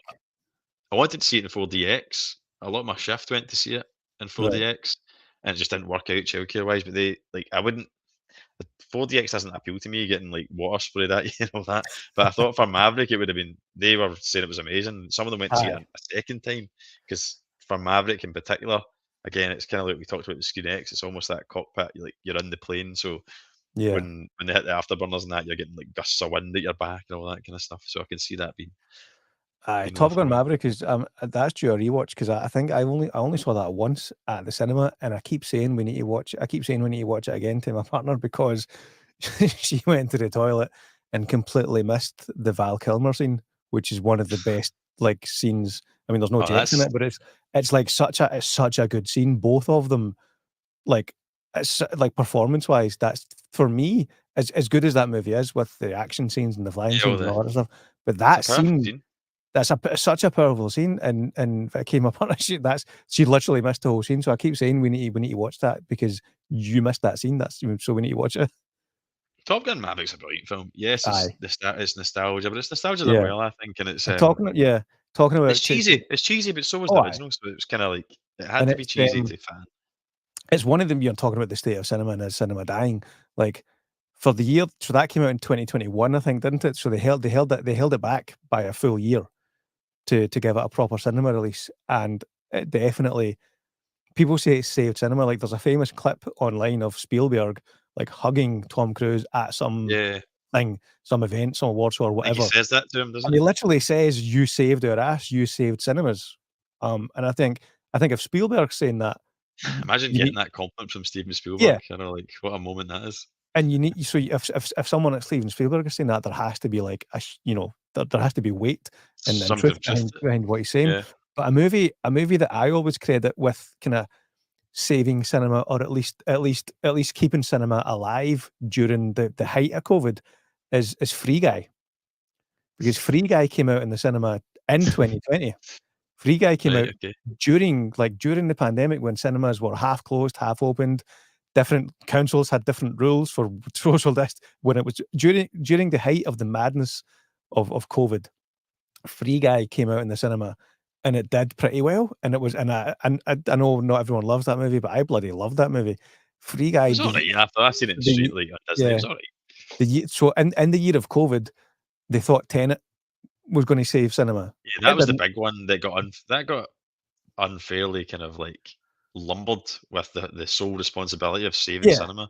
Aye, and Uh, it didn't do gangbusters. I wasn't a huge fan of it. Like, I'd happily watch it again to try and understand it. But I like it. I think it's a film that gets better the more you watch it. But I I imagine understand it that it's does. divisive. Yeah. Yeah. But I think and whether or not you liked Tenet or not, it definitely didn't save cinema that year. No, it had an abysmal performance, I think. Black Widow was simultaneously released on premium home rental and in cinemas, so that didn't do gangbusters at the box office. And then but later on that summer, Free Guy comes out, and Free Guy made money. People went to see Free Guy. So I've always said, like, it wasn't I didn't even Tenet know that it made money. Tenet didn't save cinema during COVID. Black Widow didn't save cinema. Free Guy is the unsung hero of the COVID cinema year. And then a year later, 2021, Top Gun Maverick, like, saved cinema. Can I fact check this, mate? Please do. This Am I Free talking Guy rubbish? thing. I didn't even know Free Guy had been in the cinema. Oh, it definitely was at the I definitely saw it at the cinema, and I think it made money. You're probably right. You're probably right. It made I don't know if it saved cinema, but it was probably one of the few films then that made a profit during COVID. Yeah, and So it was on. it was made for 120 million, and it made a worldwide gross of 330 million. So I think aye, so if it makes double or more, then that's considered as a success from, like, the kind of the business side of things. August 2021 it came out because Maverick was a whole year later, wasn't it? Wait, was Free Guy Uh, not 2020? 2021 it says. Or Ah, the 2020. Well, it was still we were still were kind we of in still in lockdown? I I don't know if just we're in lockdown, but there still remember was some. I remember seeing Free Guy, and I think at the time the cinema was still doing social distancing, so it was like there had to be like 2 seats gap between between bubbles or something like that. But aye, yeah. So yeah, I thought Free Guy was all right, but But yeah, so uh, to go back to the comment was it Cheekster who saw Top Gun Maverick 5 yeah, times? 5 times, Aye. just the So five. yeah, Top Gun Maverick definitely helped cinema. Stevie Dan, good subscriber of mine, and comments a lot of videos. Fellow Scott as well. Hi guys, just Ah, back from Elgin. They don't have an IMAX in Elgin. I'm not surprised, mate. I'm yeah. surprised they have a cinema in I Elgin. was gonna say, do they have a cinema in Elgin? Wi-Fi in Elgin. Uh, no offense to anyone from Elgin. Cheekstar Cineworld would have a screening next day on the 6th of July. 4 movies for £4 each. I'm watching June Part 2, Top Gun Maverick. That's 6 June. Is that back in cinemas again? I suppose it's for that. I Screening would, next day. I would pay and go and see that in the cinema again, even though I've got like the 4K disc. I would I've pay watched to go Maverick and quite a see. lot, like 'cause the Yeah, 4K disc is amazing, and I've got this projector in here now, and I've put Maverick on as a bit of a demo for folk when they come round to see right. it's amazing. And it's only like HD capable, so it's just the Blu-ray. but the Blu-ray looks awesome as well. Right. Uh, regarding watching The Equalizer three times at the cinema in one day, it was on National Cinema Day. All movies £3. There wasn't anything else that I hadn't seen before I wanted to watch. Fair enough. You don't have to justify yourself, mate. I wasn't. I was only joking. I did watch Blue Beetle also that day. Yeah, I seen that was a 4K I got from Cinema Paradiso. Actually, Blue Beetle, just Right. alright. Meh. It's just alright. Sub Zero, hello. How you doing, mate? Sub-Zero. Is it the Sub Zero? Is this a Mortal Kombat reference? Is From this a another running? realm? Is this a Running Man reference? Sub Zero. How does Sub Zero die again in Running Man? How does he die? Hey, Lightbulb. Hey. What's the Oh no, that's what? That's how you remember how they died, going through the one yeah. liners. Christmas tree. Now playing Zero. No. I've just had a look at the just talking about Screen X there. I've just had a look at Cineworld's website. There's actually way more Screen X's than I thought. Ashford, Barnsley, Basildon, Belfast, Brighton, Castleford, Crawley. Wait, does Edinburgh have a Screen X? That can't be right. Oh, does it?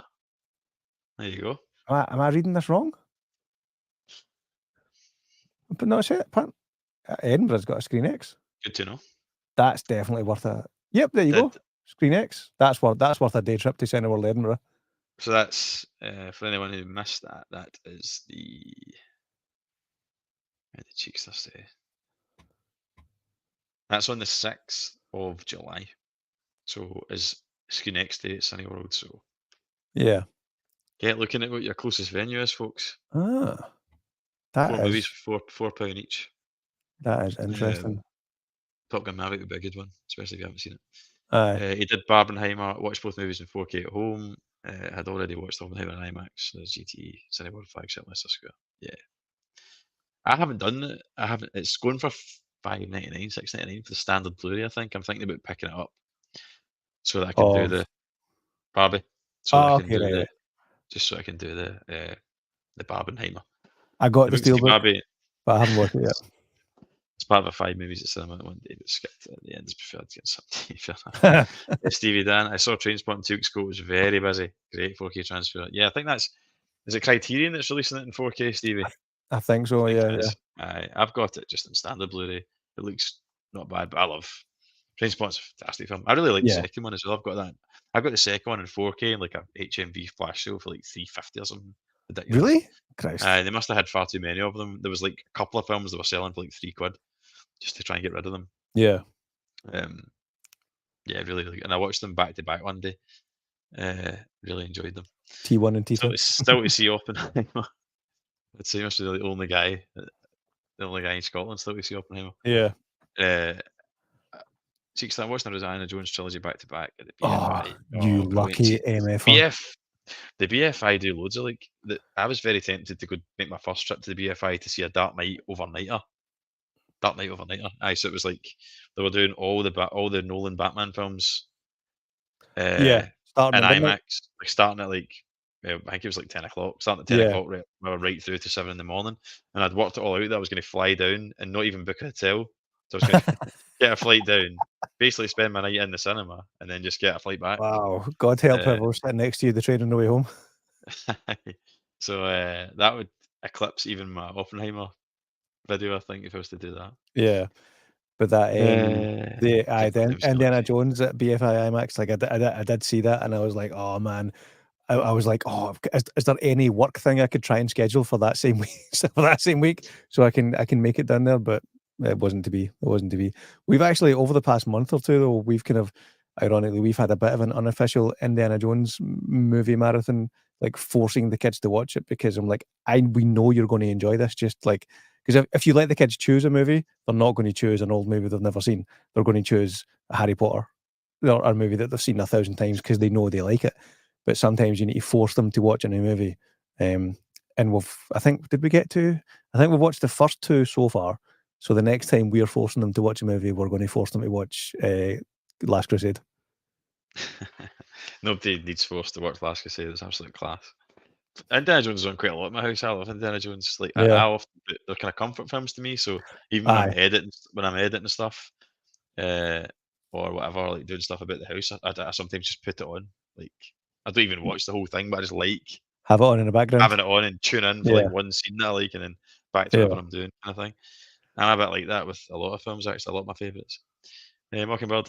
This is in relation to Cheekster wants people to fight him over Die Hard being a Christmas movie. You know, get no fight from me, mate. Cheekster's maybe I had a agree. drink. He's maybe just had a drink and is looking for a fight. I don't think anyone, no one. He's like that guy in the pub. He's like, mate, no one wants to fight you. We agree with you. So, No one wants to fight you. enjoy your night, mate. I agree. There you go. Even the ladies in the audience are agreeing with you, Cheeks. There's no need to get aggressive. I agree. It is a Christmas movie.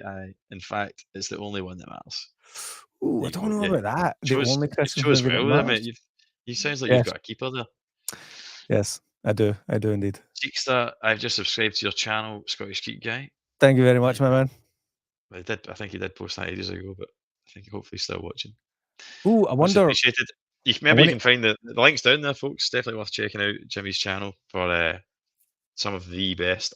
If you know if you watch my stuff, it's probably because you're into physical media. Jimmy absolutely blows me out the water with his like unboxings, his beauty shots.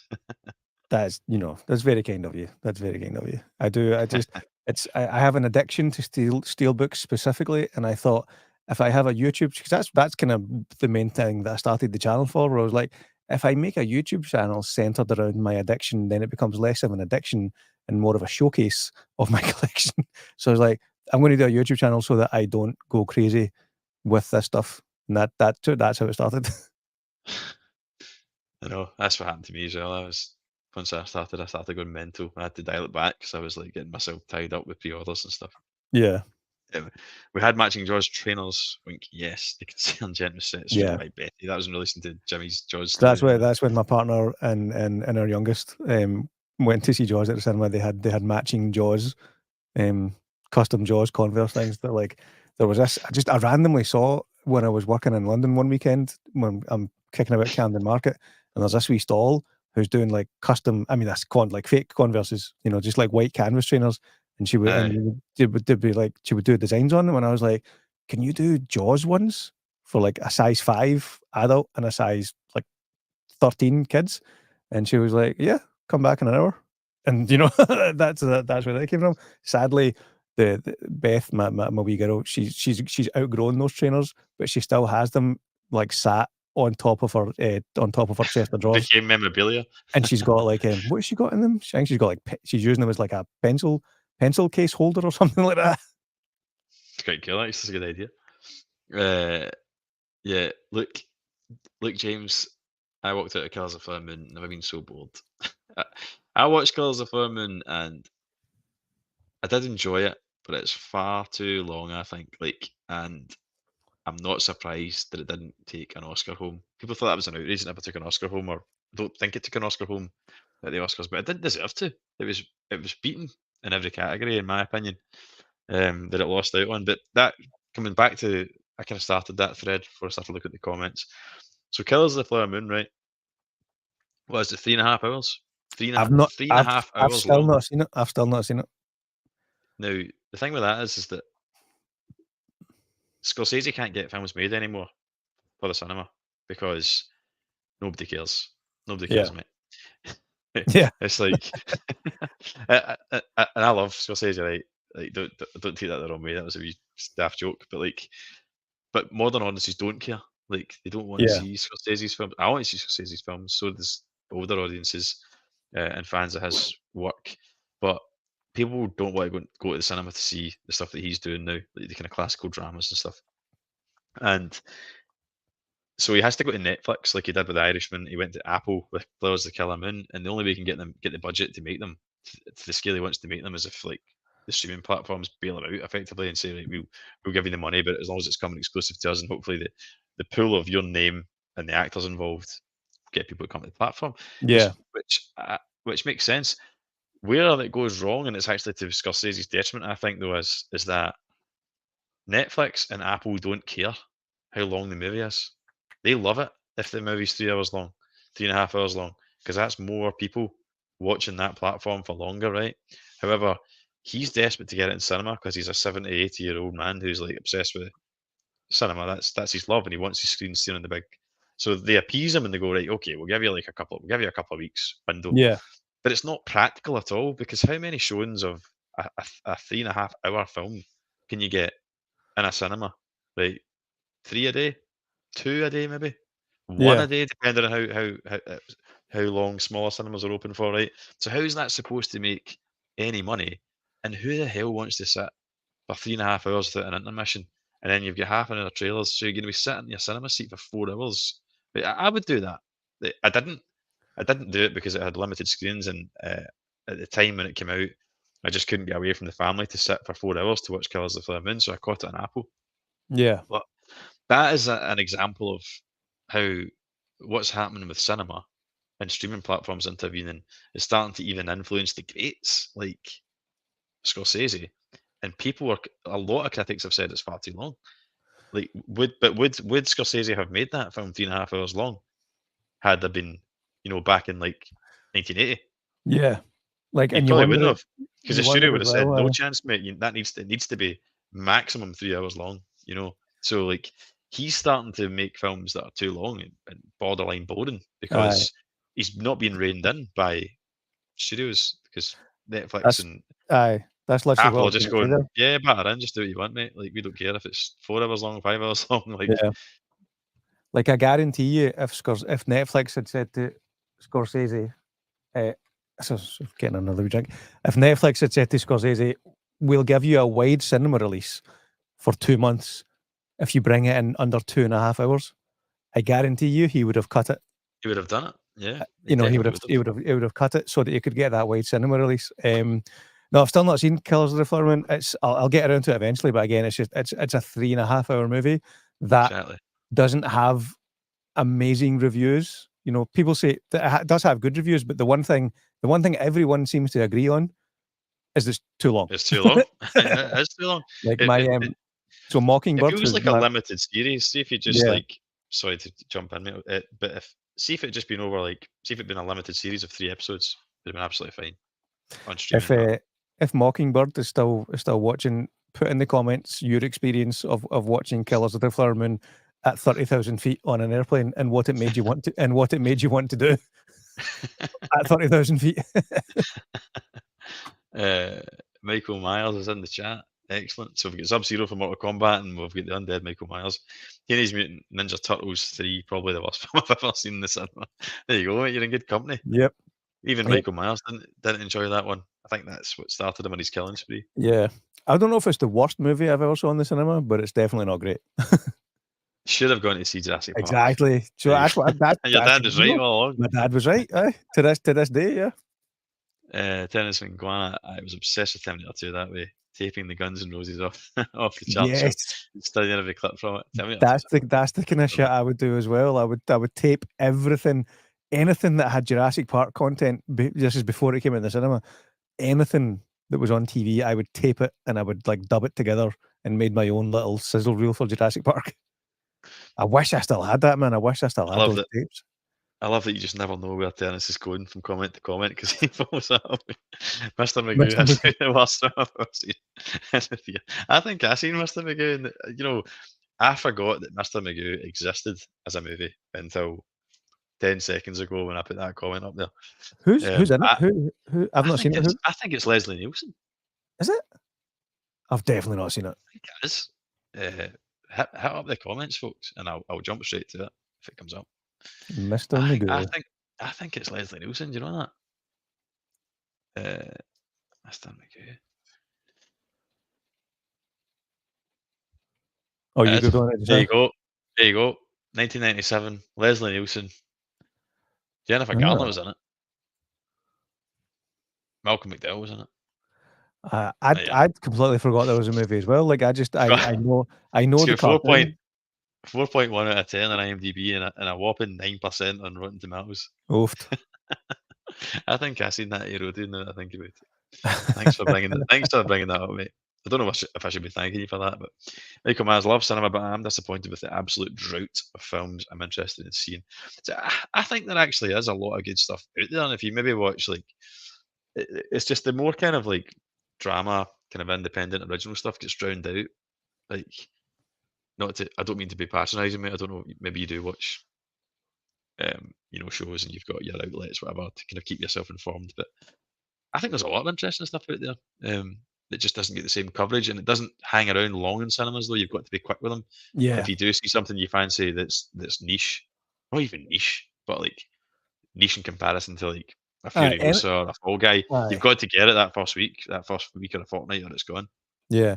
Plus, like I said, just to specific to Michael Myers' comment, like there is a unique drought this year because of the strikes last year. Like that's Yeah, not you were saying. like that's a one, well, not a one-off. Like every 10 or so years, there's a big strike between, like, whether it's writers or actors or whatever, but there seems to be like an unusually big drought specifically this year.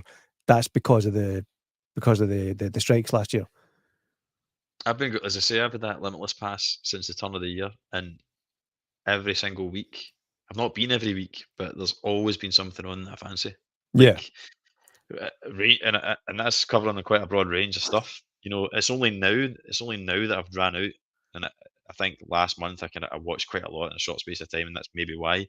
Yeah. Um, but it's only now that I'm kind of looking and going, and it might just be the range that Odeon has as well, that I've kind of like, right, I've seen everything now. I'm kind of waiting. My next one will probably be Bike Riders when it comes out. Um, Pro Physical Media. It is Noz, so I'm right, thank God. It is Noz. No, you are far from the rage baiters, mate, even if you are wrong about June 2. There you go. That's, I'll take that as a compliment. Thank you. You got to take any positivity on YouTube, mate. Michael Myers did well to see Mr. Magoo, didn't he get pulled after blind people protested it? That must be a I joke. managed to see it. Surely that's a joke. Blind people protested it? Mr. Magoo, man.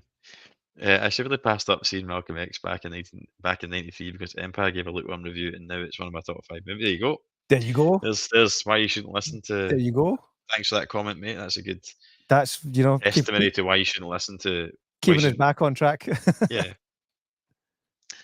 Sadly, it didn't get pulled. I wish it did. Not before me and Terence seen it. Okay, some of this is chat back and forth, which I love to see, by the way, folks. It's Yeah. great that you're chatting. I think that's a brilliant kind of organic thing that's happening in the chat. That's what it's all about. Yeah. But obviously, I wouldn't put them all up if they're kind of just, private conversations that are happening in the chat. But I'll try and get through them all. Jimmy, I don't know how you feel, mate. Typically, it's been really good. A lot of engagement, as I say. I've really enjoyed chatting to you, mate. But we are at like the 2.5 hour stage. So do you want to give it maybe another 10 minutes or so, and then we'll kind of wrap up? Yeah, And let's do we can that. Why happy don't end it. we jump on you, like, give us some of yours, because cinema stories, I don't think you've given us any of yours, have you? I gave one or two, Oh, like sure the it is, Last yeah. Samurai guy and Yeah. the chips on the screen and all that. Chips on the Mask screen. Zorro. Yeah. But Yeah. good ones I've had. I mean, I'll just rattle off ones that have been memorable. I don't know why, but I always remember the Avengers, the first Avengers at the IMAX. I think it may have been the first IMAX thing I've seen. Like 2012 Avengers, and that was like proper. Just seeing all those characters like on the screen for the first time in that kind of way. Yeah. We take that for granted now, seeing these like superhero crossover movies, but at the time that was massive. And I still love that movie. It's probably the one I watched the most, even out of Infinity War and Endgame. I just love the Really? kind of simplicity and the kind of the how kind of original that Ah. was, like the original team up. Aye. I mean, Um, I definitely love, I mean, I like the MCU in general, but yeah, the first Avengers movie, it is a great movie. I don't think, there's not much dispute about that, I wouldn't say. It is a good movie, yeah. I think it's just the simplicity of it because it was like by the time you get to Endgame and Infinity War, it's so convoluted, and don't get me wrong, it all worked, but Yeah. that much world building had happened that it was like massive. There's just a nice simplicity to the first Avengers because you've only got a couple of characters and they're meeting up, and that's it. There isn't a huge backstory at that point. Whereas by the time you got to like the Infinity War Endgame saga, you had like I don't know what, like 20 movies behind it by that point. I think But yeah, that Endgame, was memorable. yeah, Endgame Skyfall was as pretty well, right good. about the same time. Skyfall and IMAX, I always remember really enjoying that. Yeah. Oppenheimer was massive on 70mm IMAX. Uh, loads of good memories. Like, some memories are just like nostalgic ones, like going to see. Probably the first film I went to see that I was like super, super stupidly hyped for was Batman Forever, and like begging my dad to take me to see it. and loved it. Yeah. Like, came out thinking that's the best thing I've Yep. ever seen in my life. Like, Yep. that is amazing. And like asking my dad, and he was like, "Oh, it was all right." You know, like it wasn't as good as the Michael Keaton ones, and it kind of like, right, all right, kill my buzz, dad. Do you know what I mean? Yeah. And now as an adult, I would agree that like the Michael Keaton ones are much better than Batman Forever. But at the time, Yeah. it'll But always it's hold like a place in my heart because that was like my first cinema that's experience what I with was a going to say. Batman Like, live and action. that was your first cinema Batman was Batman Forever. Like same with me, and I like the hype for that because that came out. Was it 95? That one was 96 or was it 97? Anyway, it was like it was definitely after Jurassic Park, wasn't it? Batman Forever. Yeah, 95 Aye. Batman Forever. So like that's I always think of that as my childhood Batman was because I got to see because it was it was Val Kilmer in the cinema, um, and when you look at Batman and Robin and Batman Forever, like there's I know everyone hates Batman and Robin, but not a lot of people hate Batman Forever, but tonally those two movies are very similar. They're just for some Oh, there's reason a big gulf though. There's a there was a gulf in bigger quality there though. was a bigger disconnect in quality. But that was my Batman. There was Batman Forever, like going to see that. Like, I remember getting the sticker set and having like Riddler stickers all over my bedroom With and the things like sticker that. set, Like I the just I shinies. yes, yeah. I absolutely adored Batman Forever, like See because that? that was my Batman. People like that's my kids. Like, the next generation will never understand the simple pleasures of getting a shiny and a packet of stickers. Yeah. Like, getting a shiny, man. And the heartache of getting a shiny that you've already got. Yep. When you see the corner of it, and you're like, yeah, it's a Yeah. shiny, and then you get to it, and it's like, It's one you've oh, already got. Like, already got it, man. and then in school the next day you're desperate to trade it. Try swap it. uh, where are we? I've got too many cinema experiences to recall in one night. I watched Rocky 4 times at cinema, including the director's cut. I've not seen the director's cut of Rocky 4 yet. I actually got to see that in this. I actually took my mum to see the director's cut of Rocky 4 in the cinema. You old Whenever charmer, you. whenever it was like randomly released in the cinema. So that's a weird one. Why did you take your mum? Did you see into I Stallone or genuinely Rocky? I genuinely can't remember. I think I genuinely can't. I was going to see it, and I think I was talking to her that day, and I'd mentioned it, and then I was like, "Do you want to come? Do you want to come see it?" And I was like, I kind of had to explain what it was because like she's seen Rocky 4 loads of times because she grew up with us watching it as kids as well. But I kind of explained to her what it was. It's the director's cut. It's something that Stallone's been wanting to do for a while, and you know. I'm enthusiastic about the process of that. Like, my mum didn't give a toss about that. She was just like, yeah, she happy to just Aye, hang out with her boy and go to the cinema, you know? Like that's nice, the man. film was irrelevant. It happened to be Happened Rocky to be versus Rocky 4. what's the official title? Rocky v Aye, Drago, Rocky versus the Drago or director's something, the cut, recuts. something like that. Funnily, It's not massively different, to be honest. Like, at least in my experience of it, like there is a few new scenes that you notice because like I know that movie like the back of my hand, so like I could cut the spot robot, didn't they? Did they cut the robot? That so was a they cut the controversial robot, point. which Aye. I was happy for. There's a good few more scenes with Carl Weathers in it, but it kind of feels like they've certain elements of it. It felt so for Rocky versus Drago, the director's cut of Rocky 4, some of the reinstated scenes felt like they were Feel like that. they feel like they were deleted scenes that have just been You know put why back they're in cut? Aye. because they're like, "Oh, well, we're doing a director's cut. We need to put more stuff in." Whereas, as opposed to just like, yeah, these scenes were deleted for a reason, you know. There was an element of that to it. I felt anyway. Aye. I need to check it out. I think it's included. I was thinking that I'll probably get the 4K box set eventually of still, and I think it's included in the 4K box set. That Aye, cut. it's on the it's on the 4K steelbook that I've got. Yeah, Stevie Dan, Empire gave Broken Arrow 2 stars. I still went because John Woo rules. exactly. I remember watching that in video like in the 90s from Blockbuster. Yeah, and It was like Broken Arrow is not a 2-star film. boom, boom, boom, boom. It's easily a 3-star film. Easily. I enjoyed it at the time. Yeah. It was a kind of prelude to Face Off on it. Like that was Yeah. the film we did Aye, after came that. out. It was John Woo's. I'm sure it was his first. No, Hard Target was his first like theatrical That's right, USA Van movie. Damme, man. Aye, and then it was I've not watched Broken Arrow in years. I think it's on Disney Plus, actually. it is. Aye. That's one that's bound to get like an Arrow or a 101 or a 88 films like 4K release, isn't it? Broken Oh, I Arrow. mean, Arrow films are missing a trick if they don't do Broken Arrow.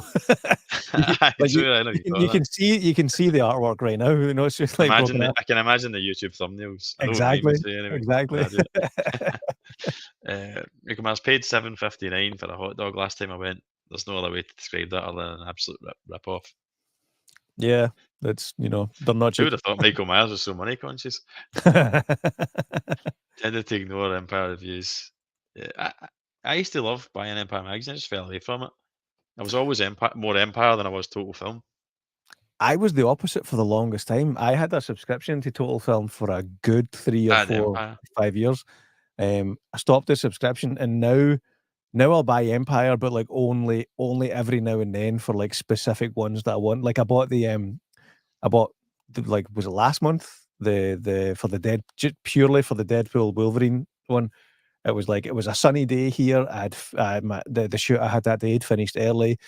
I was like, I'd stop by the supermarket to grab it because I was like, because I'd listened to the podcast and they were plugging the magazine. They were plugging the magazine with the article about Deadpool and Wolverine. And I was like, it's a sunny day. I've got some time. I'll grab the magazine and I'll sit in the garden and read that. And that's exactly what I did. But I had to pure go on the hunt to find a shop that sold the bloody magazine.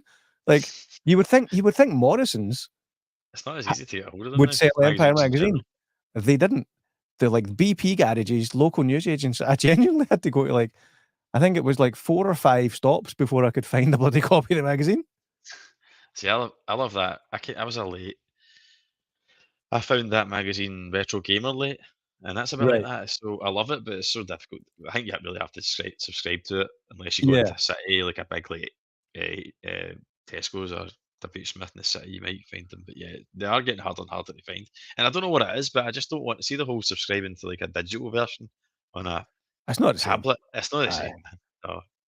It's always a holiday thing for me. I always like buying the latest copy of Empire uh, Oh, aye. to take on holiday and I read it by the pool and stuff.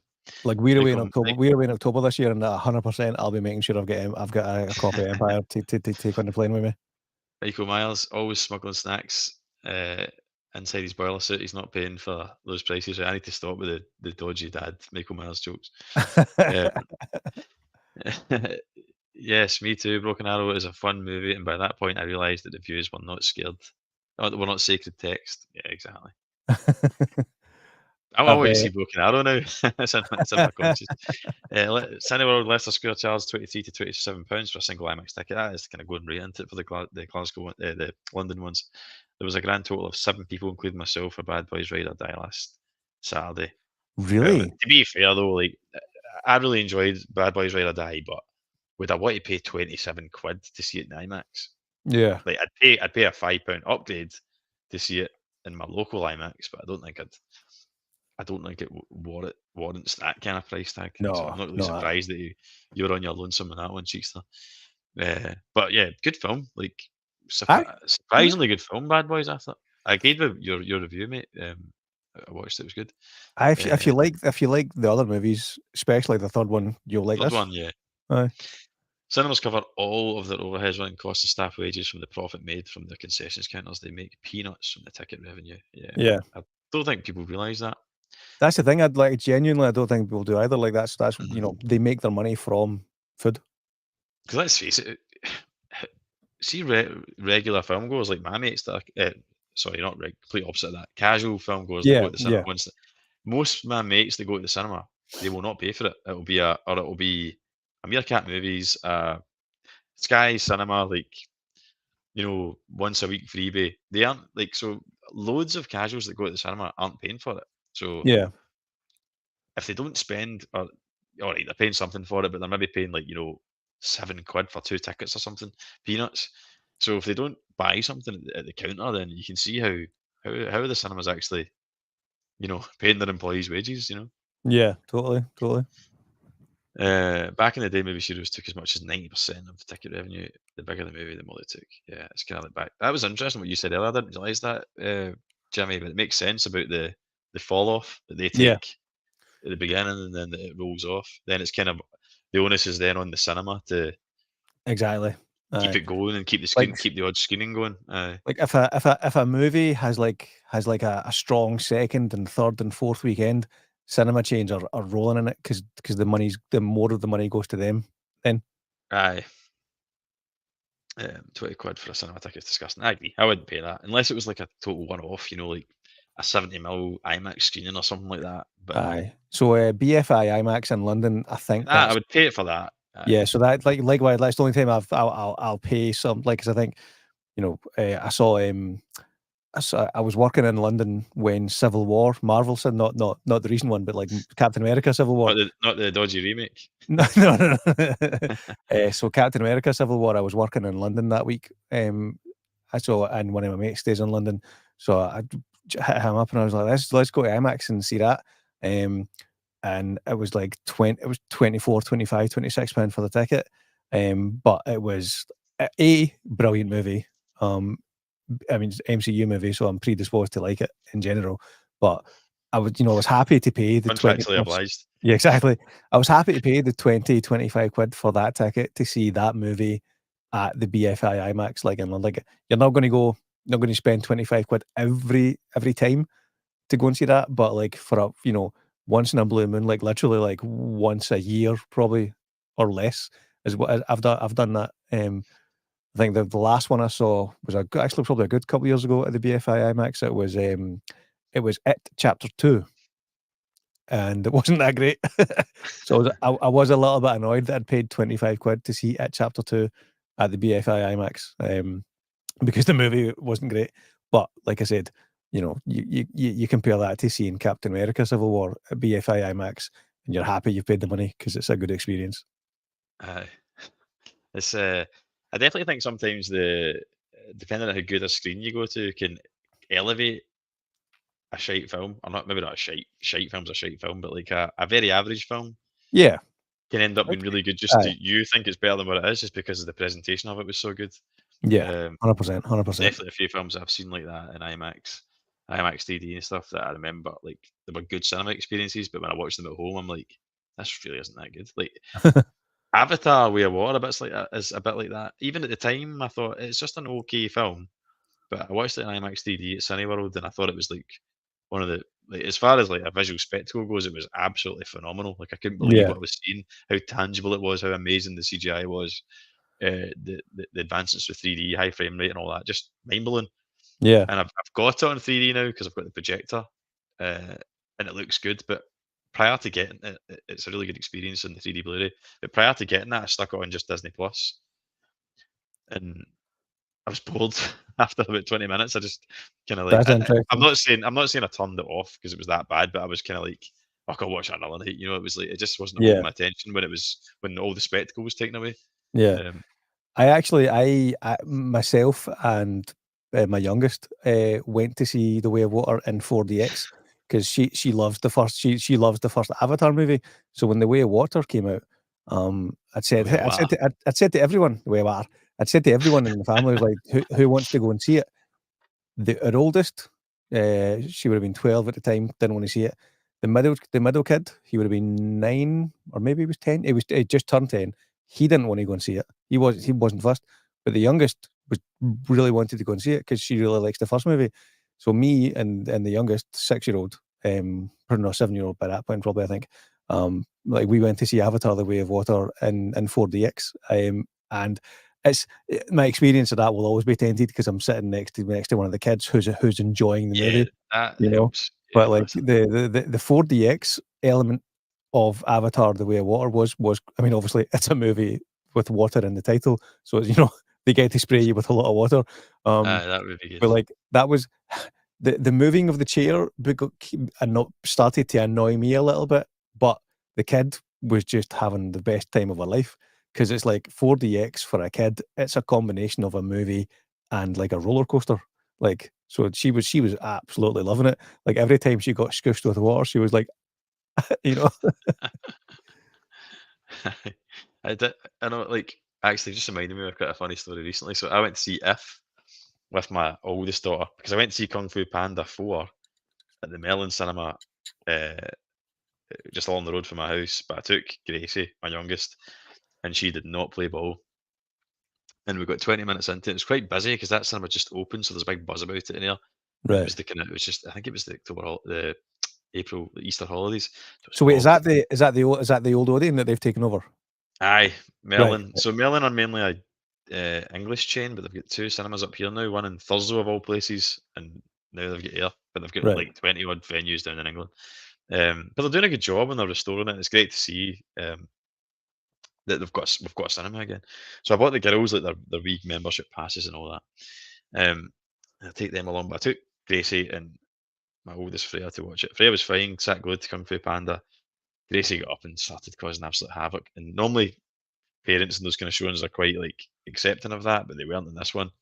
Oh, really? Uh, and I was like, ah, "There's no way I'm not placating her for a whole hour and a half." So I was like, "I'm sorry, Freya, but we're just gonna have to go." So I just sacked it. I just got Ah, up and walked out, gutted. which was a shame. But I had so then I promised Freya, I was like, "Look, me and you explained the situation. Like Gracie's a wee bit young, blah blah blah. You and I will go and have our own experience as a one-off and like make it up to you because I know that." So by the time it came around, If was out and she was more into that because it's imaginary friends and stuff. So we went to see that, right? But there was only 6 people, roughly about 6 people in the cinema in Kelly, and we're watching it now. I don't have you seen it? Yes, I loved it. It's an absolute tearjerker, right? Yep. It's hellish. Like as a parent, it's like every scene's trying to get you. Yeah. Uh, so eventually, I cracked round about. Won't spoil it for anyone, but I think it was the scene with the dad. Was it just before he goes for his operation? Anyway, one of the scenes with John Krasinski and the girl, and I cracked, and I had a lump in my throat, and I had a tear running down my eye. Now, bear in mind, this cinema's like got nobody in it. So like, there's me and my daughter in the middle. There's like a couple down the front, a couple behind, and another couple at the front. It's you could hear a pin drop, right? And she sees that Freya sees that I'm crying, and she just goes loud as in like, "Daddy, why are you crying?" Like dead loud. Everyone in the cinema can hear it, right? And because she says that, and it's so kind of cute in its own way, makes me worse, right? Yeah. So I now start proper bubbling, and I'm trying to talk and explain to her why I'm crying, all the while knowing that people are now listening to this conversation and laughing at the fact that I'm like choking up and crying. And then I'm like trying to explain to her, no, no, it's tears, it's happiness and all that, blah, blah, blah.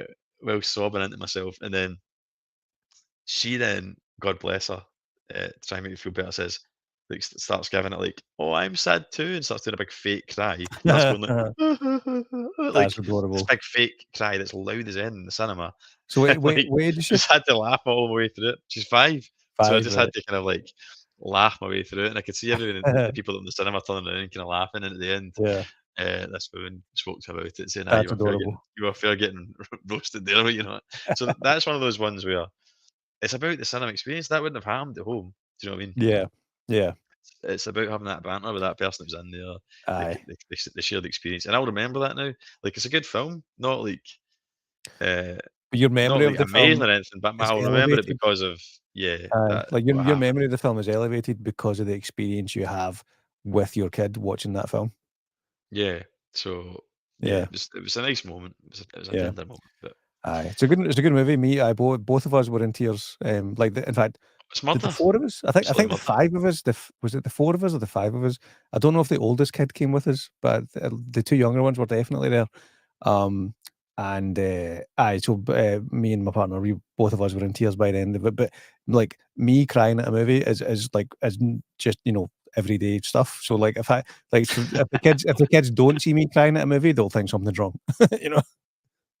Yeah, like, I'm the same. I get quite easily upset at movies, but like they're not old enough to kind of notice it, but she's obviously noticing it Yeah. now. Stevie Dan was saying earlier, What about it? a wee carton of Kiora, a packet of candy cigarettes when I was at the cinema. Candy cigarettes. Remember God. them? And everyone Yeah. would kid on, they were smoking in it. Imagine imagine trying to explain He's that a late. concept to a kid today. It was like you used to get like like sweetie cigarettes. I know it's like so we used to have these things called cigarettes that definitely give you cancer. So what Yeah, we did is we came up with kid-friendly ones that you could yeah. have in the meantime before you started.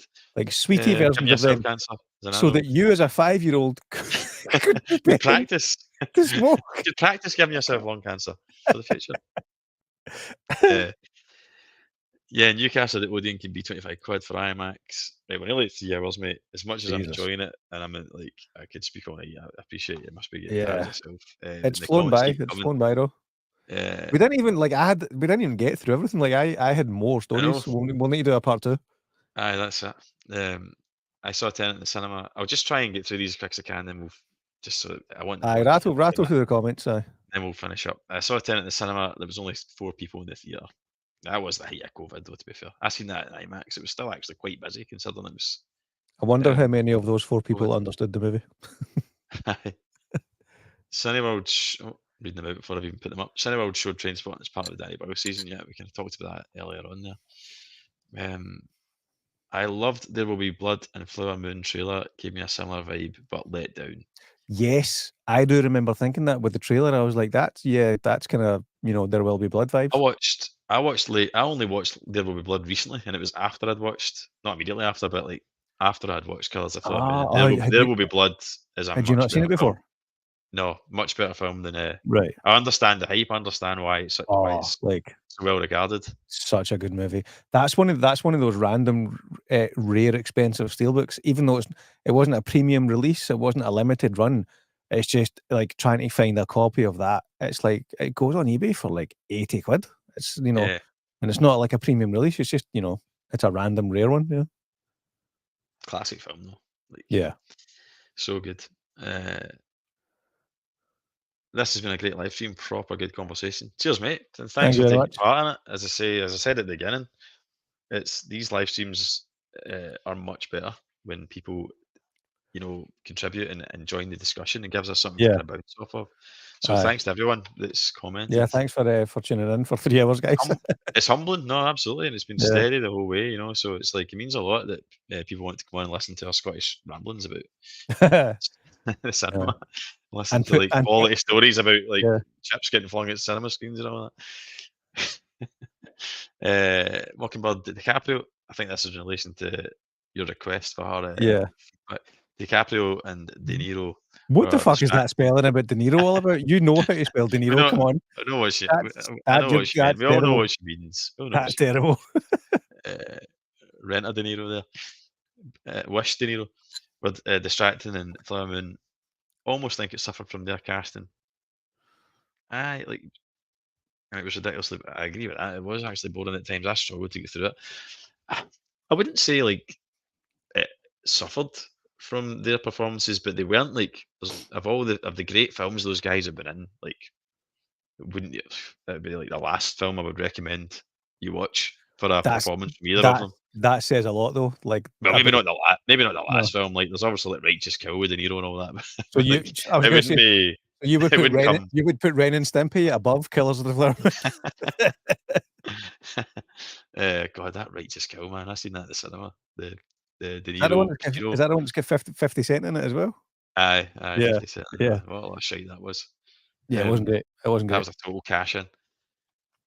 Yeah, it was real shame in relation to Mockingbird. I was hyped for Batman Forever, and I do nostalgic. And I do have nostalgia maybe for it these days, and I support the idea of releasing the Schumacher cut. Schumacher Well, cut looks bloody terrifying with that big horrible practical bat thing that confronts him. it does. On that note, that's very timely and topical because I'm sure I saw on film Twitter. I'm typing it as I chat here to see if I can put it on screen. I'm sure the kind of the worldwide trending event hashtag release the Schumacher cut. I'm sure that's happening like this week. Where is it here? Release the Alright. Schumacher. Like where is it? There you go. June 16th is apparently the day for everyone to hashtag release the Schumacher cut. There you Alright. go. There June you go. 16th. When's that? Monday? Something like that? There Yeah. you go. There you go. Tennis, mate. Get behind it. Yeah. Get behind me and Jimmy in the queue. So you'll find it on Twitter, hashtag release the Schumacher cut, and then you can fall I'm down. surprised there's not been more of these kind of like fan driven, like more studios that have given into the demands for stuff like that. because Yeah. I think the Snyder Cut thing was a financial success, I think it which was, was yeah. I think that's uh, a like, that's such a unique there's so many unique elements to that, though. I think that's a once in a generation event, you know? Like, there's other movies where, you know, like, you know, because, like, the Schumacher even though I've not seen it, but the Schumacher cut is probably not gonna be drastically different, you know? The the Snyder cut was drastically different than the theatrical cut. but So I think that's a unique animal. That's a unique one, what the I will Snyder say one. though, not to annoy any superhero fans, but I think that the Snyder Cut is massively overrated. Like, it doesn't deserve the ratings it has on IMDb and that. It it's better as a kind of like, it's tonally more consistent with his other Yes, films, but aye. it's boring as hell. It's boring as hell. It's boring to look at. It's too It's long, it's but far too long. It's I def overindulgent. But that's I kind of what definitely he's liked it. became now, Yeah, like, Snyder. I would've, because I think, like, originally there was talk of it being like split up into, like, 1-hour episodes, like, so He I kind of think advises watching it, I think, on yeah, because I do have it. I did buy it because, like you say, I like those films. I do like Zack Snyder, so I did want to see it. But every yeah, time I put it on to try and because I watched it on Sky at the time, and then I bought the 4K. But whenever I put the 4K on, I can't get through it. aye, because It's boring to it watch. it There's clocks better it superhero films. aye, it's just shy of 4 hours or something, isn't it? But I'm sure on the Aye, special features he kind of says that. He says, obviously, I released it as a 4-hour movie because it can be watched as a 4-hour movie. yeah, But he was like saying he also recommended that the reason it's cut into like acts yeah, is because that's also a totally acceptable way to watch it, is to watch it aye, episodically, kind of aye. thing. I think, you know, it is too long, but I think everyone can agree it's better than the theatrical cut. I took my gran to the cinema. She gave the guy a pound for the sweets. Oh, that's adorable. What kind of sweeties are we talking about? Was this the guy in the toilet for sweeties? I hope for a pound. And Yes, what movie did you take your granny to go and see? I need to know. We need to know these things. The people need to know. She couldn't believe how much they were. I hope it Bless wasn't her with a wee Challengers, that pound. would have been awkward. Bless her with a wee pound coin. Uh, the only time I think IMAX ticket's worth it if it's IMAX 70mm or digital one. Yeah. See, I disagree with that. I get what you're saying. Like, people call it Limax and all that, but Yeah, an IMAX screening is massive and it has the best sound system possible. So even if it is a Limax, it's the best way to watch that film. Does that make sense? yeah, Maybe yeah, I agree. Maybe all right. Maybe you're maybe not going to spend 25 quid for that kind of film, but it is worth the but it is £3 worth the extra. experience. Aye, Yes, it's better than a standard screening. yeah, Um, I 100% agree. that's Um, my feeling on that. I need to visit the 70mm in Manchester. Yeah, you watch my video, mate, if you haven't already, and you'll get a good insight into what that's all about and stuff. and everyone It's should really good. genuinely, mate, put it in link it in the description. Andy's video about going to Manchester for Oppenheimer IMAX. It's a good piece of content in general, but it does give you a good overview about the IMAX experience. Thank you. Uh, I'm actually based in Manchester, and that is my closest one. Oh, you have no excuse then. Get in about it. MATD mixes. Just wish it was used more often, like they do at the yeah, the BFI, but then that's got to kind of justify its like real estate where it is in the centre of Yeah. London. It's got to be having stuff on all the time. So I does the wish one I in could get to the BFI more yeah. often. Does the one in Manchester not have movies on all the time then, though? Pass, mate. I'm not sure. I haven't even looked at it since. The one in Manchester is, I'm sure it's a laser. It's like a top spec, like digital IMAX, but they just whether it was always there or they sourced it for Oppenheimer, but they've now got the capability to show the Ah, 70mm. So it's gotcha, not just gotcha. 70mm. It can do, um, You can do it can IMAX do like laser? modern stuff as well. Yeah, it can do digital Right, stuff. right. My understanding. Well, the website say if it's yes, the website will say so. 70mm screens are very rare, so they publicise it everywhere. I'm Aye, and sure as for far the as I minute. know, there were at least for Oppenheimer, there was only 2 UK options, BFI London and the one in Manchester. No, there was two London options. There was 2 three. There London, was sorry, yeah, yeah. Manchester and two London ones. But yeah, see, just for the view in Manchester specifically, you'll know it's a 70mm screen because it, like for Oppenheimer, it actually said it. So it had IMAX on each block, but then there was like two 70mm ones a day, I think it was, or something like that. It had Right. IMAX and then it had the 70mm in it. So there's It's definitely well signpost, so you know what one you're booking into, kind of thing. Tennis been going at it. Been an awesome stream. Best wishes to you all. Have a great night. Cheers, mate. Thanks for being so active in the Thanks, comments, Dennis. mate. Your comments have made me laugh through as well. And we will forever remember it's That's not good. iguana with an M. We will do. We absolutely will do. Yeah, I did on the app when I booked to see Oppenheimer last year. When you went to book the ticket, it will indicate if film is showing 7mm. Yeah, probably should have just put that comment up before Yeah. going about it myself. I still want to know what movie Luke took his gran to go and see. Luke, what did you go and see with your gran? It would tell you if the film was filmed. Yeah, let's see. Thanks. There you go. Black Panther, mate. Brilliant. Brilliant. Wakanda forever. She was Yeah. giving it the Wakanda forever after it. That was quite the cinema experience, to be fair. I mean, obviously it had the benefit of being like, right at the kind of apex, at the pinnacle of the MCU. Like, but that was quite a cinema experience. Like, going to see that, I went to see it with your mates, coming out with your mates and being like, fucking hell, that was amazing, wasn't it? And yeah. I definitely think I understand why, but like Black Panther got a lot of media attention because it was like an all black, kind of mainly all black project, which I've absolutely nothing against. But it was one of these ones where it wasn't just for the sake of it. It was like because it was thematic of Yeah. that piece Yeah. of content. It made sense to cast black actors. So that was a good example of it, rather than some examples where we just gender swap or race swap Aye. Where characters just for the it sake of becomes it. a marketing gimmick instead of Aye. like a story reason. So it was done organically and like appropriately in my opinion, with Black Panther. But it got a lot of media attention for that reason. Yeah. I don't think Black Panther's like absolutely amazing or anything like that, but I do think it's one of the stronger MCU Aye. movies. It's one I've went back Definitely to actually. it's It's one I've went back to more than I thought I would. probably definitely top 10 MCU for me, I reckon. Black Panther, the first one. Yeah, I wouldn't disagree Yeah. with that, mate. Mate, we're getting to the end, mate, and then we'll wrap up. Cool. But we have Cheekster77, Andy and Jimmy. Please do another live stream soon. Really enjoyed this one. Thank you. You're Very very kind well. of you to say. Thank you very much. Yeah, appreciate it. And again, thanks for being so present in the comments and for commenting on just about every video I do as well, Cheekster. So I appreciate that, mate. I really do. Told me recall been a great discussion. This guys get part 2 sorted. I'm We sure might we just will. do that. I'm We might sure just we do will. that, or we might even come up with something else, some Yeah. other topic. Hashtag release the There you go. Schumacher. There you go. I've got the Twitter account on the other screen here. It's because I was checking the date. June 16th. I'll link that. Yeah.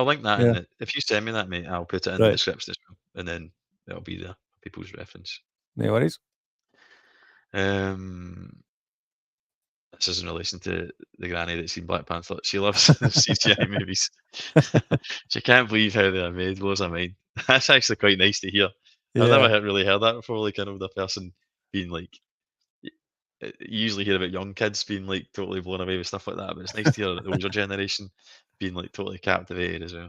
Do you want to hear something just rant like We're caught up, mate. We've got to the end. We got to the end. Oh, that's good. That's good. So, as related to cinema stories and cinema experiences, so talking about old people going to the cinema, so like randomly, so my mum and dad went to see Bad Boys Ride or Die the day it came out in the UK. So the Wednesday, so before it was even on a wide release in the US, they went to the 1 p.m. showing of Bad Boys Ride or Die randomly.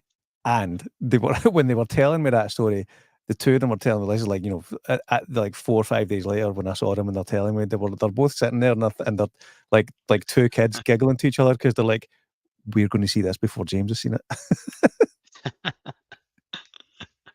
So yeah, so they said my mum and dad, who are in their mid-60s, in fact my dad will be 70 this year actually, they saw Bad Boys Ride or Die opening day, even though they'd only seen one of the other Bad Boys movie, and they can't remember which one.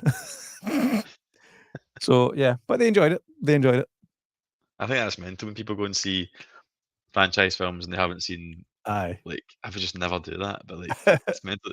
Like I Oh, remember it's that happened to my mental. wife with Jumanji. She was like, I was like, I got it on disc. I can't remember. I had it on disc. It was out in Sky or something. I was like, "Do you want to watch Jumanji tonight?" And she's like, "What, the Robin Williams one?" I'm like, "No, the new one, like with the Rock and that coming up." "Oh, right." I'm like, "It's the second one though. It's Jumanji: The Next Level." And she's like, "Aye, that's fine. I've seen the first one." And I was like, and then she obviously didn't pay attention to the first conversation. And we sat down to watch it, and she's like, "What's going on here? Like, I don't understand this." And she's like, she obviously thought that she was meaning she'd seen like the Robin Williams one, and now we couldn't understand the jump, like to Yeah. why The Rock was in it, and like Kevin Hart and all that. And I'm like, Aye. "Oh, for God's sake!" I had to turn it off because she's like, "I don't want to watch it now. If there's another one that I've missed." So I was like, "Right, okay." Fuck, just reminding me of what last cinema story. Talking about like it's not even a cinema story. It's just home movie story. Talking about like watching a movie of a franchise when you've not seen the previous ones. Imagine watching Endgame, having never seen any of the previous 22 MCU movies. That's what my dad did when he was babysitting the middle child when he was babysitting Zach. The Beth, the younger one, had a dance show thing to go to, so all of us went to that. It's like a 3, 4, 5 hour thing. She was great. It was awesome. I loved it. But it's one of those things where you're sitting through a 3 hour dance show, but your kid's only on for 3 minutes every 20 Aye, minutes type thing. I've been to one of Aye. those. So somebody had to stay home and watch Zach. And so that was my dad. And so I was like, "It's fine, just put a movie on." And Zach was like, "Let's watch Endgame." And I was like, "Granddad won't know what's happened with the rest of the movies. He won't understand what's happening." But my dad was like, "It's fine, let him watch what he wants to watch." So Like my you dad blipped got for nothing. 5 years. Aye. So he he sat and watched Endgame with Zach, um, having never seen the previous movies. He said he still enjoyed it. It was still good fun. He could more or less get the gist. But he said I also said a lot of it, I was like, "I don't know who these guys are. I don't know why these guys are fighting. I just know the I'm big behind it purple all the way. I know the big purple guy is the bad guy. That's it." Big purple guy. I So understand that my reference. dad watched Endgame having never seen any of the other movies. Stevie Dan has just said, "Great show, guys. Still waiting on the James Bond special edition stream." I'd happily do that. I could speak about James Bond for 24 hours straight, man. Or like between like daft trivia, my experience with it over the years. In fact, that was an experience that I had, a notable one. I went to see Casino Royale premiere at Kelly. Kelly hadn't long opened then, so it was like it was all shiny and new, and they were doing a lot of premieres. And I went on a blind date to see it. So I get set up with my driving Wow. instructor at the time with a girl I'd never met before. It was the premiere, so I You get rocked set up. up with your driving instructor? No, sorry, I came out wrong. My driving instructor set me up with this girl who he was Oh, also okay, right. instructing, who was looking for a date kind of thing. And I was like, Right. right, cool. So we got in touch that way, but hadn't actually ever met each other before, texting each other. And it was like, I was like, well, I want to go and see the Bond film. There's a premiere going. Do you want to go to that and make it like a date? She's like, aye, cool. But obviously, because it was a charity ball premiere, you had to go in like black tie or like formal wear, black tie, and she was in a proper like like ball gown, even dress. So it was kind of weird because I couldn't drive at the time. So she worked at a beauty salon, so I got like dropped off at her beauty salon in a tuxedo, like chapped the door like a wee boy. I was like 20 at the time. Never seen this person, remember? And then she comes out. She's an attractive looking girl and stuff, blonde haired, and she had a full on like prom dress. It was like going to prom basically. And then her sister ran us in her like Range Rover up to Kelly, and then I'm walking in like arm in arm with this girl in a in like in an evening dress, blonde hair and all that. Like, and there's roulette tables. There's an Aston Martin parked outside. Like there's like champagne flutes getting handed out and all that. I felt like James Bond. It was like Nice. amazing. It was such a Bond thing to do. Go to the Bond premiere with like your Bond girl kind of thing. Uh, Sat down. Bonus points to her because she never said a word to me during the film because I didn't want her to speak to me during the film. As terrible as that sounds, I just wanted to watch it. Thought it was amazing. Still one of my favourite films to this day. And that was that. We we are not together. It I never was really gonna I went. was It wondering, never went. She's not my wife. I was gonna say, does this story end with you marrying this person? No, it doesn't. It doesn't. Uh, so yeah, that was that. And Right. a gentleman never tells, so we'll leave it there. That was a memorable experience. It was Yeah, good. Good laugh. yeah. But aye, Mitch, that's my old schoolmate, Richard Ross. This is the same man who went to see uh, Tomorrow Never Dies, but ended up seeing Home Alone 3. So this is the witness is in the chat now. Right, right. Suits and Kilmarnock first time for him.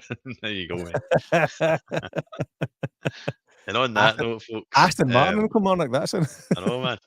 Don't think it ever made it out of Kilmarnock after. Just It's the probably main still on Think, the tie up was the still back there. on Think somewhere. Right, folks, we'll kind of leave it there.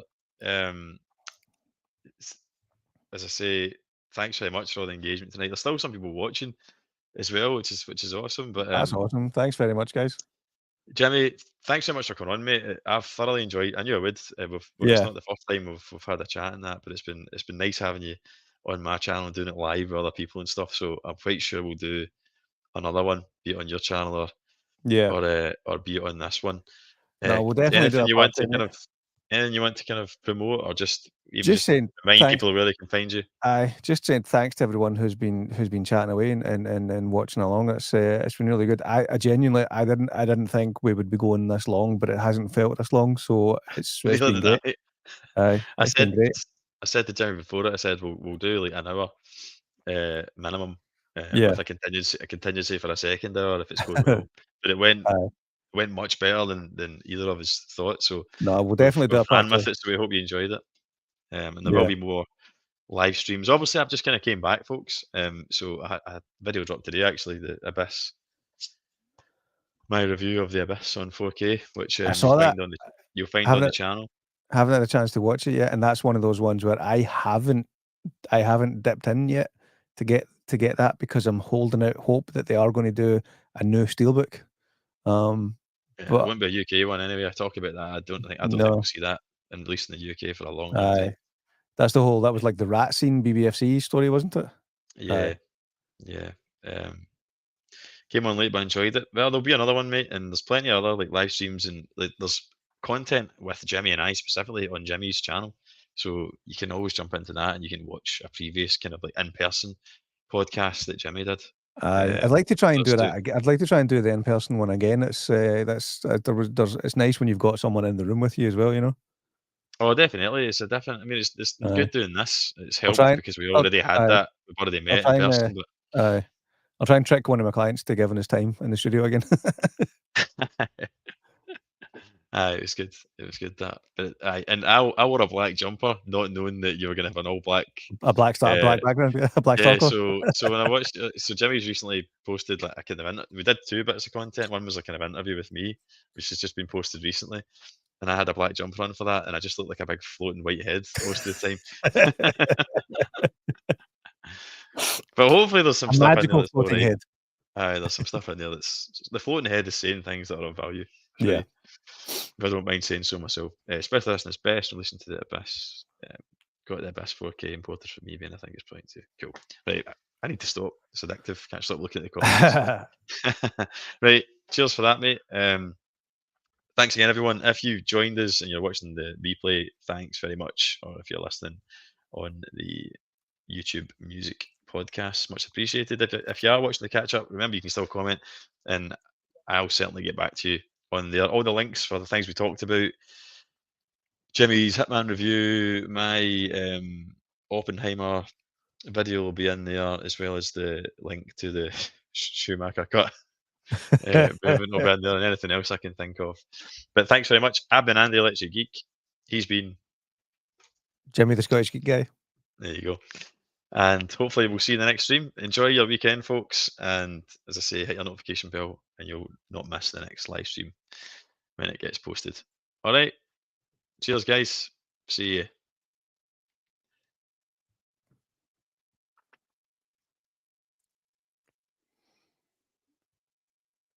I think we're still alive.